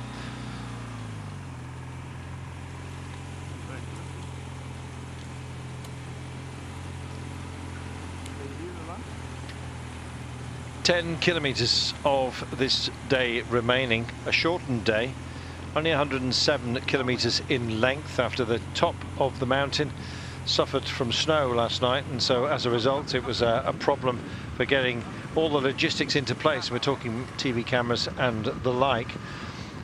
Looked anything but a blizzard-like conditions right now, but we'll stop halfway up the mountain. Still all category. You see the wind that's been blowing. They've been protected largely from it by the mountains themselves, which have acted as a sort of a screen today as we've gone down towards the coast. And this still seems something of an amble for the time being as they go onto a flatter section. There are a couple of steps here with some respite on the climb, but at the most testy, it's about 12 up to 20% in on some of the turns, an average of 6.5 over the reach of the 13 kilometres that they have to take on. They'll certainly know they've done a climb, but this is a good roll of the dice by this pairing. Taha Rural engaged, Laurent Didier as well. It is Alex Aranburu. Now, he's capable of winning today, and likewise, I suggest to you, Brian, is our friend here from Trek Segafredo, the aforementioned Laurent Didier. Both good riders. Yeah, we're just on a bit of a plateau at the moment, and the pace is high, but not just at the front of the race, but also in the peloton. They're not really getting too much rope from the peloton. They realise that they don't want anybody to go, especially Bahrain Merida. But good effort here from Didier and Aranburu. But I don't think it's going to come to much, because they've only got a matter of 150 metres. Well, that shot tells you all you need to know about their chances, I'm afraid. And suddenly realising that the game is up, Aranburu.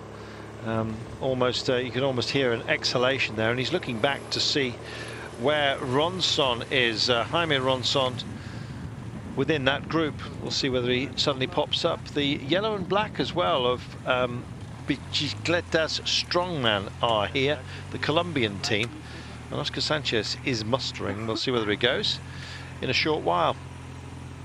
Another cut as we have a brief look at the sea that is now well below us. It's quite an inclined gain, Brian. We go from virtually sea level to 870 metres in what, 13k?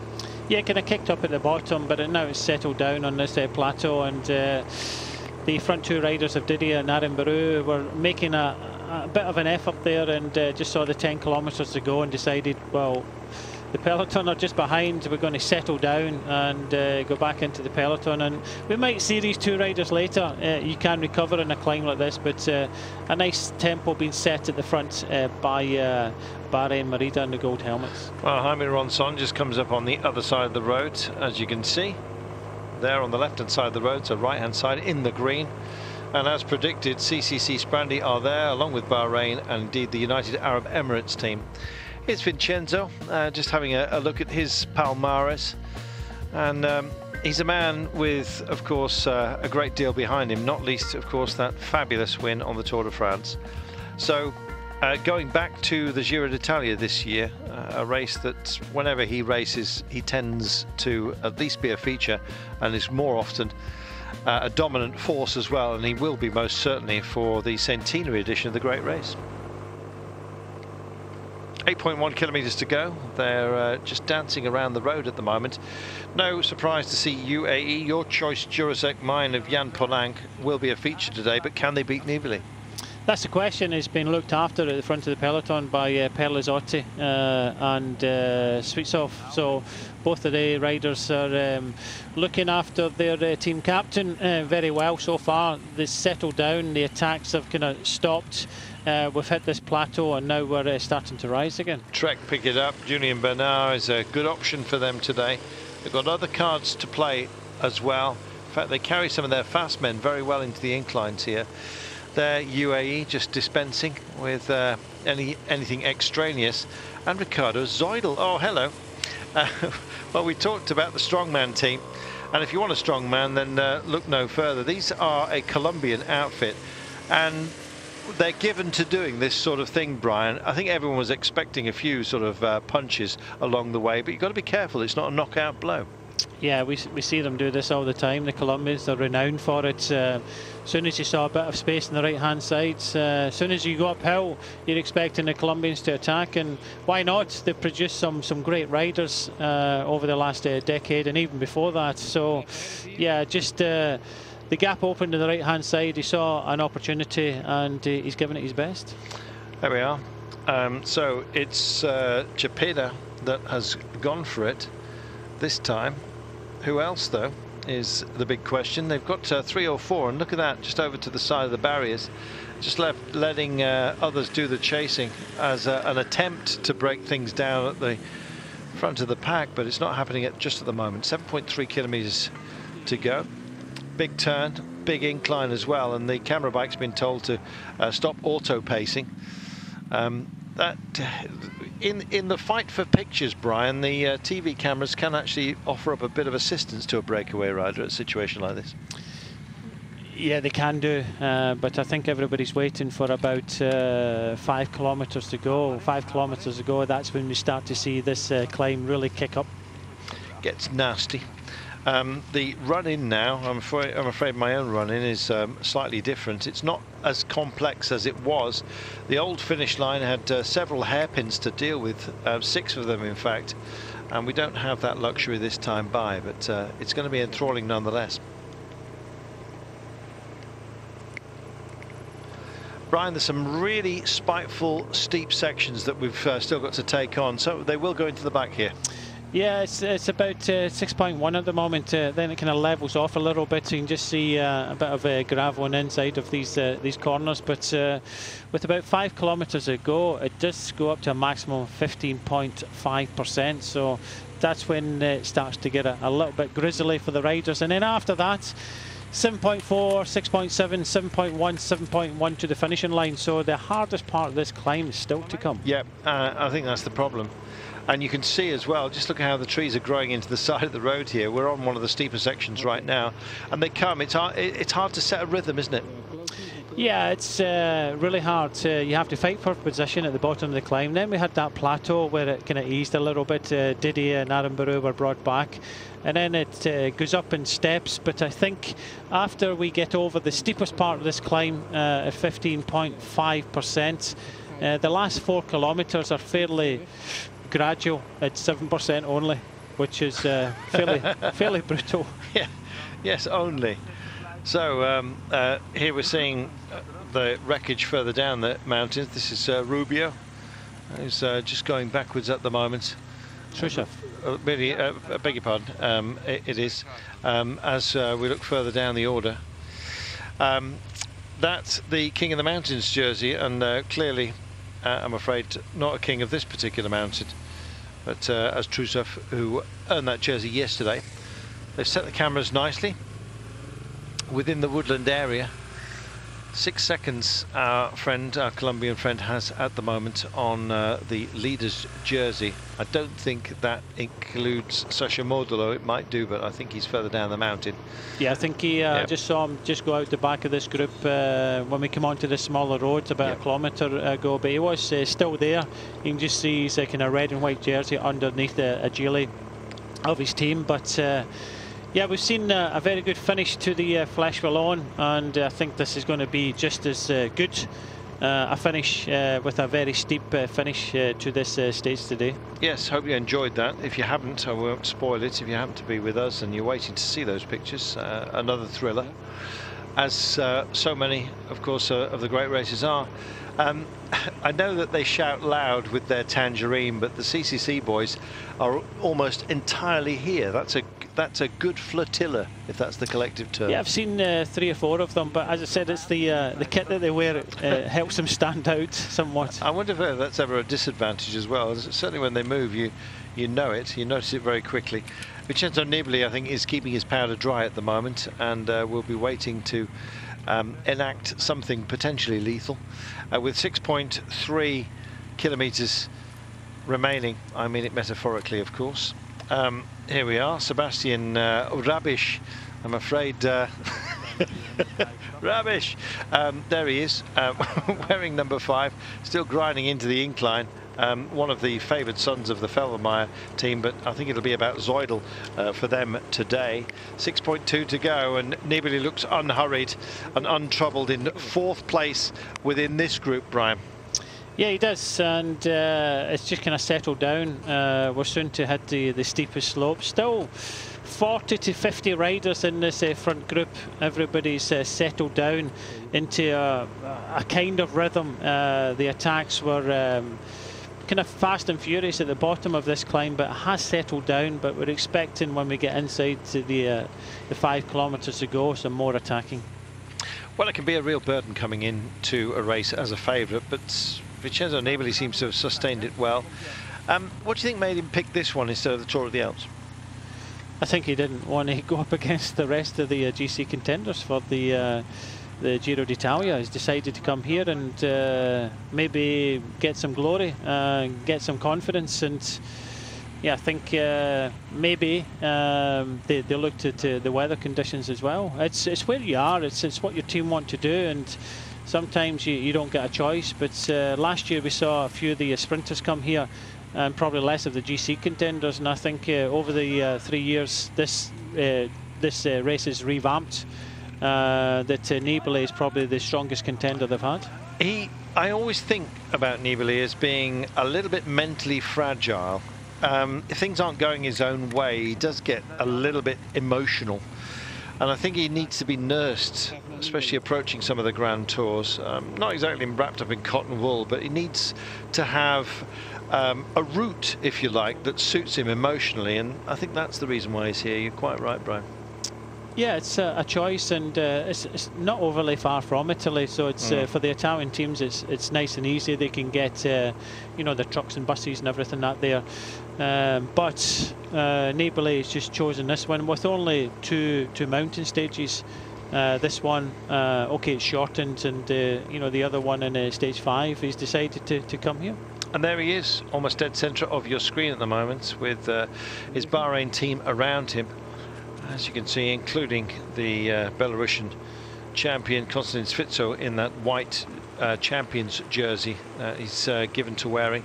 UAE doing much of the pacing up this incline as well. 5.4 kilometres from home we are right now, and everyone's mustering, just waiting, you kind of feel, to see what the response of Nibali will be. Is it too short for Nibali to really impose himself today? No, I don't think so. There's still another mountain stage to come, and I don't think they're looking at winning by minutes and things like that. I think it's more seconds, and if he can win the stage, I think first and foremost, the way the team went on the front to control the breakaway, I think it's more for a stage win for Nibali rather than the overall. Although he says he wants to win the overall, I think if he wins today's stage and rides well in the stage 5 and keeps out of trouble, then he's got a good chance of winning this race. 5.2 to go.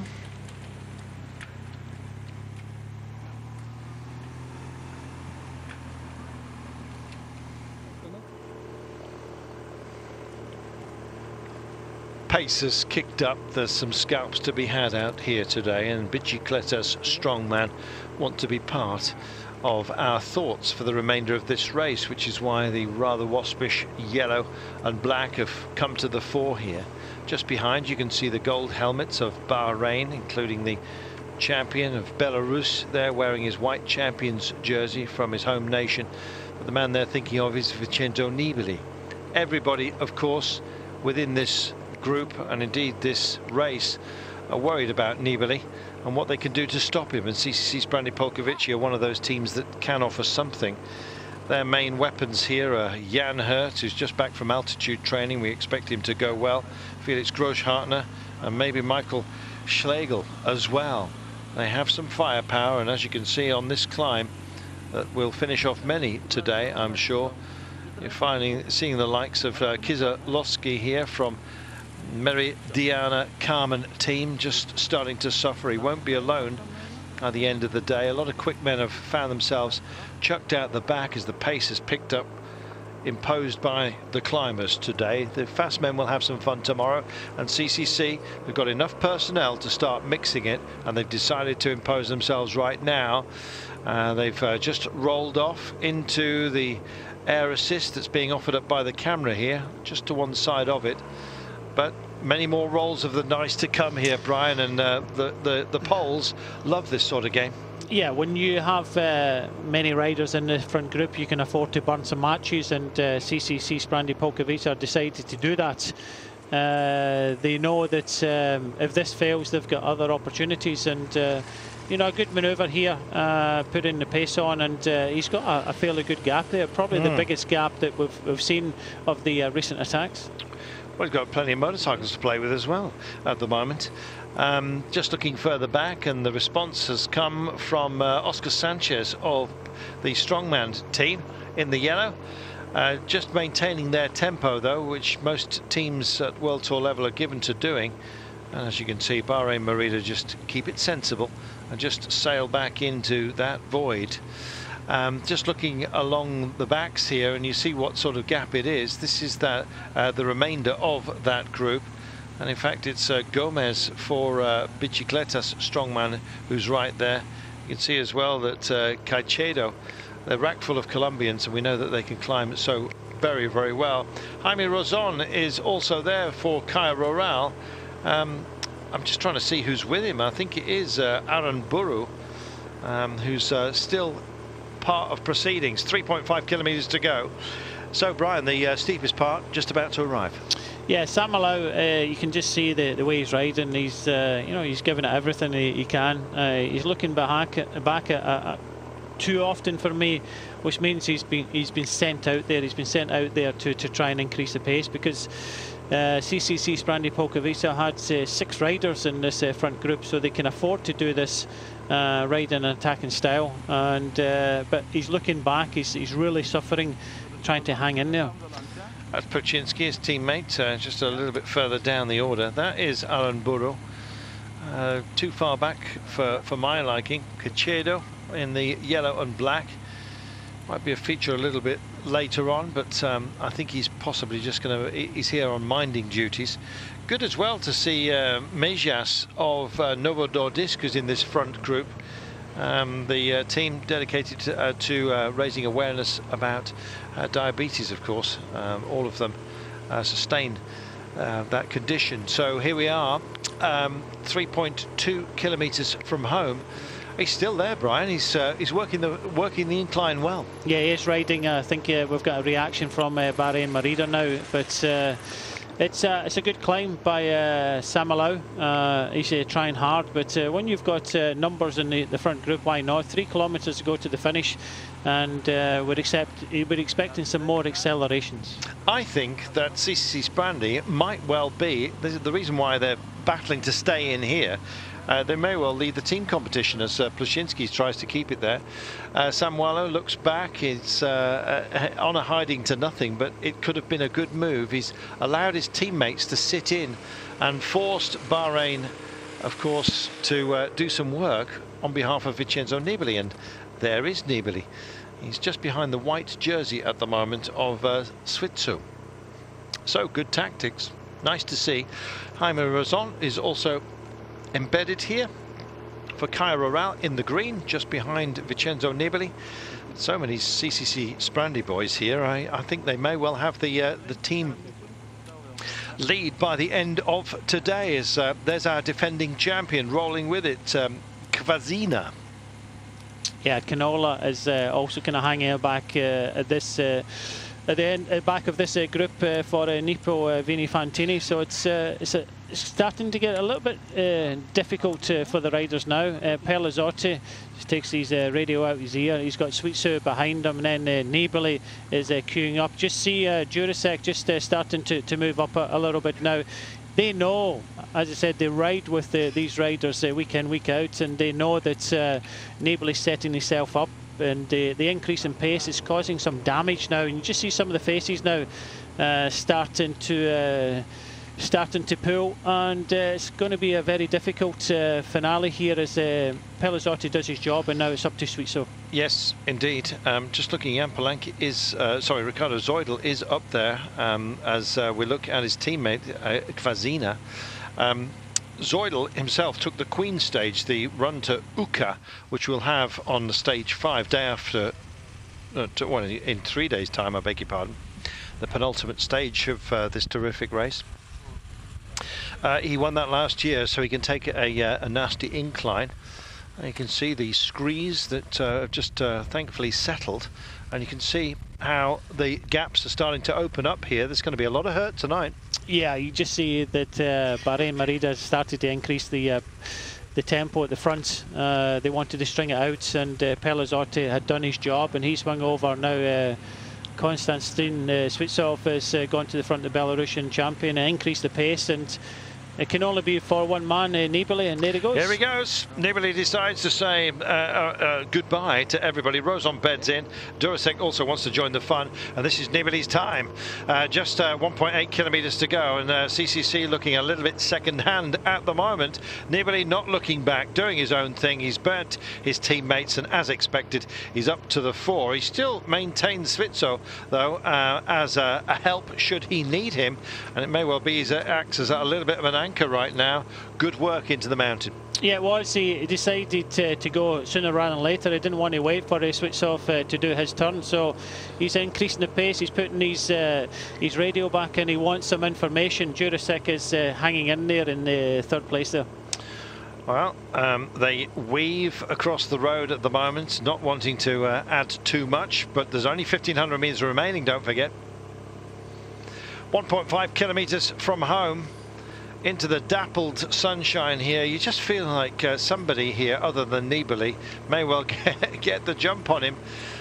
He has to respond. He's got no other choice to anyone who goes for it, but there's only 1,400 meters remaining.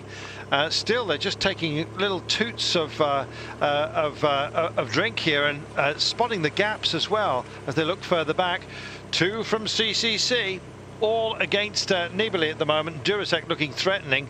He's not exactly had a holiday here. Nobody has, as they pick it up and change the pace once again. And Suitsui comes in as Durasek just picks it, I'm afraid, and goes for it. And he's got a little gap, little change of pace there, and he finds a bike length and a half, sails a bit wide, and Suitsui just goes into the void. Yeah, he thought about it when Nibali just sat up there. He thought about it, but Suitsov was there, and he decided that he had to come to the front to keep the tempo high for his team captain Nibali.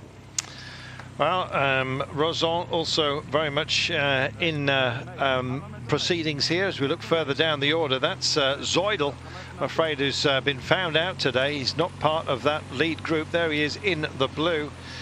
Some others as well. That's Rogina from the Mobile team, who's chugging a little bit. And likewise is Artem Nish, the man that they tried to tee up for this one by having the breakaway man Vorobayev go back. At least he's got himself into a decent finishing position, so I suppose the plan may have worked, but didn't work out for them, I'm afraid. That sequence did not happen. You can just see him now there. Yep. Just imagine if he'd saved a little bit more of that energy. I think he could be a little bit further up, but it's a chance you take. Yep. As the leaders just coming up and passing actually underneath the 1 kilometer to go. Yep. Flamme Rouge is there. There's Sanchez that we thought would be more of a feature. He's struggling just a little bit, and it's Becerra is team principal in the yellow and black. Has got a better position right now. What a great position for Nibali to be in with a teammate like Konstantin Suitsov. Yeah, doing a very good job, but it's still not a gifted win here if he actually does go on and win it, because he tried to shake everybody off. He wasn't able to do this, so I think there's a lot of pressure on Nibali to deliver here, because Barry and Merida have ridden on the front pretty much all day. Durasek is there, so is Rozon for Kaya Roral, 2 from CCC Sprandly, Grosshardt, and I think Jan Hurt as well. And it's really hurting further down the order. That's Julien Bernard. I'm afraid, been found out by what is a particularly nasty incline today. There'll be more to come. The pace picking up just out ahead there. As you can see, they're wrestling with it, and CCC are playing their own 1-2 here, and Nibali realises he's got to try and put the fire out right now. Yeah, it looks like Jan Hurt putting the pressure on in a fairly big gear now, but Nibali was up to this. He really wants to try and win this stage. As I said before, the team have put a very good job today, and he really wants to try and win the stage for them. Well, good that Jan Hurt, who's come back from altitude training. I think he's showing off at the moment, doing a fantastic job. We look further down the order, and a couple from UAE and Niemec within this group, and Poulenc. But it's Durasek who is their man, and Durasek who goes for it right now. Nibali tries to respond. I think it is Jaime Rozon who's going with him. Rozon just for Kaya Roral is there, but Durasek means business, and it's towards the close here. 100 meters to go. Nibali maybe just having to keep his powder dry for Uka, which is the big Queen stage, but it looks like he's failing right now, and Durasek delivers. Nibali, what, 4, 5, 6 seconds further down. Well, we should have had that long shot a little bit earlier. Apologies for that, but there we are. And the clock counts, and some huge gaps. Svitsov comes in 13 seconds down after doing a great job of nursing Nibali. Not quite sure what he's going to take away from this. Possibly a little bit of a bitter pill that he's going to have to take ahead of that run to Uka in a couple of days' time. But fine win by Durasek for UAE. Timed that beautifully and delivered, Brian. Yep, very good win there by Durasek, and you know, his team just kind of sat back. They rode on the climb, and I think he went at the right time, because Rozon wasn't that far off, but Nibali, he just didn't have the legs in the end. He didn't have that sprint, and Durasek was just sitting there waiting, and he came to the fore at the right time. Makes you wonder what would have happened if we'd had the full length of this climb. We're not even halfway up. No, exactly. Just to remind you, we had to cut the climb in half due to snowy conditions, and Straight the car doesn't want to talk to anybody. Thank you very much. And I don't think he would be, because his team rode great today, all day. They rode in the front. Svitsov done his turn towards the end, but Nibali, just when this happened here, just watch as Durasek accelerates, and Nibali sees it. Rozon was the first to recognise the danger, changed up a gear, but at this moment Nibali sat down. He never had it. He gets out the saddle again, tries to increase the tempo, sits down again. He didn't have it in his legs. 100 meters to go now, and Nibali is just trying to hang on to third place. Good racing, and a nice move by Christian Durasek. To be fair, UAE are better, but they also had an awful lot left, it seemed. Great teamwork up this incline. Jaime Rozon for Kaya Roral did a terrific job there as well. The man who, of course, took the Queen stage on the Tour of Turkey, I think. Good run in the Basque Country. But the questions today are all going to be about Vincenzo Nibali ahead of the Giro d'Italia. He often has a shaky lead in, Brian, and quite often comes to form within a race. He has a very spiked profile to his form. If he's not on form now, I don't think there should be too many alarm bells, but there will be disappointment. There'll be disappointment today, but he's got another bite at the cherry in a few days' time. So, living to fight another day, Vincenzo Nibali, he won't be too worried because there's some big time gaps here, and he can find more time in a few days' time. Today, stage 2. On stage 5, we go to Uka. In the meantime, we've got a breakers day of stage 4, and tomorrow, what is likely to be a sprinters day. But don't be surprised if a quality breakaway group go all the way as well. It's lumpy at the top, then flattens out. Some good riders coming here with big deficits, Brian. It was a tough climb, and they really attacked it. It was nice to see. It settled down in the middle, but I think the Tour of Croatia got their man in the win today, and he had to work hard for it. And yeah, good finish in the end, but absolutely chaos at the finish here. There wasn't a lot of room anyway at the top of this climb. They cut this short, and yeah, it's when they cut these things short, there's only one way down this climb, and it's the way they've come up. Well, the Tour of Croatia have got themselves a Croatian leader of this race in the form of Christian Durasek. He did a fabulous job today. The switch round is very, very difficult. It may well be quite some time before you get to go down. I think Nibali was hunting the warmth, actually, of the car, quite frankly, because it's chilly up here, about 9–10 Celsius only. Yeah, it's fairly chilly, and that's why they decided to shorten the stage, but it was still a magnificent climb, and I can only imagine what the climb would be like if we'd gone further up. Very cold.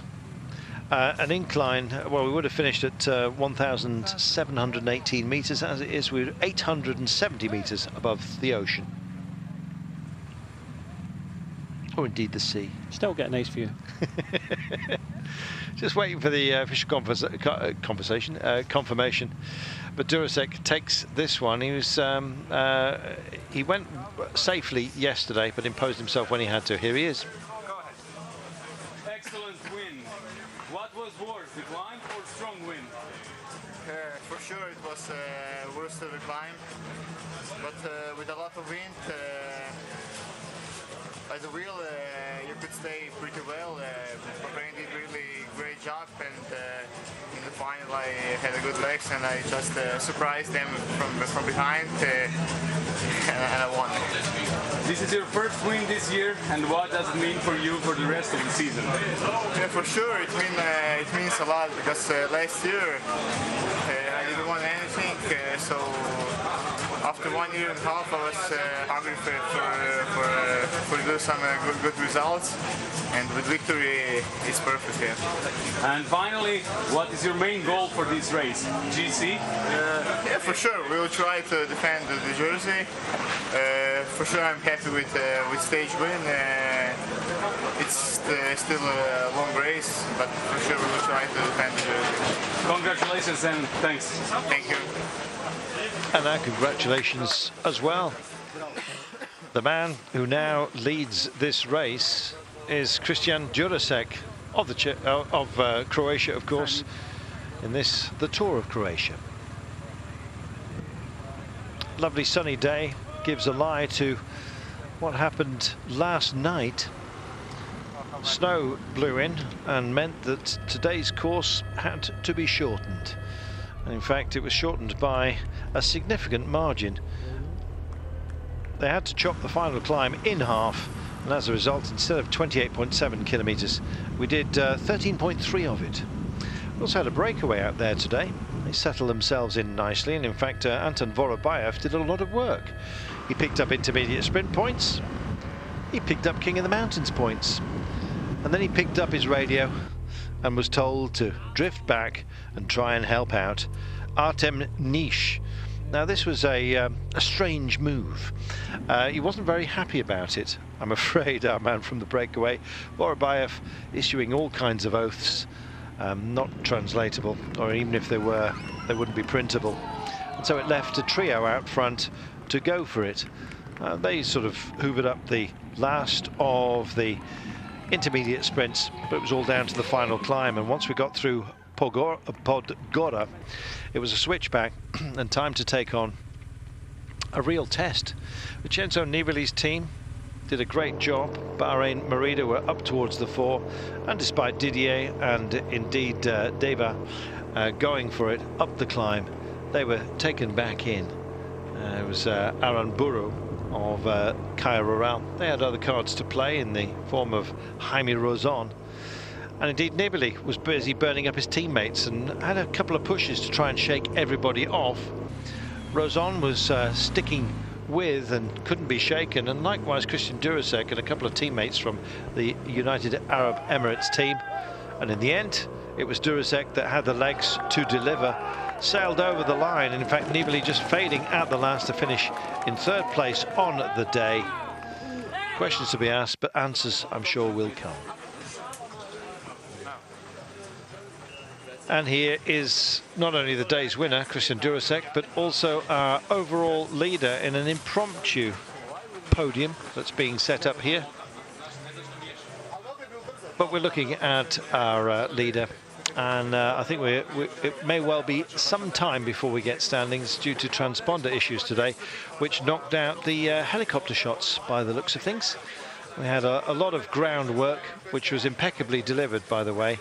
It's a very well organised race, this Tour of Croatia. It's a pleasure to have your company.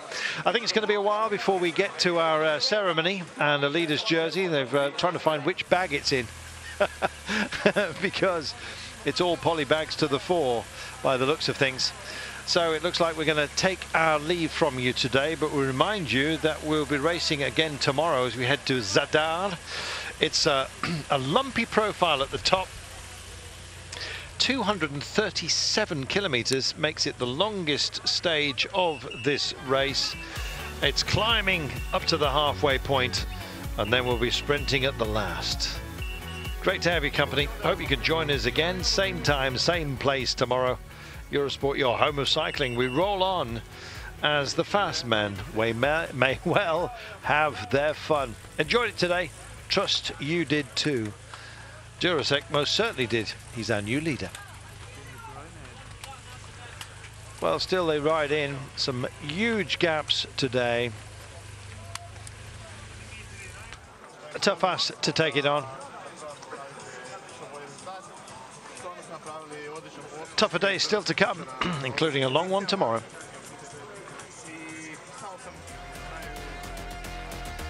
Join us as we roll to Zadar, but don't forget, coverage starts with the Tour of the Alps, stage 4. Then it'll be us with stage 3 of the Tour of Croatia. Liège, Bastogne, Liège following, don't forget, on Sunday. It's a busy time here on your home of cycling.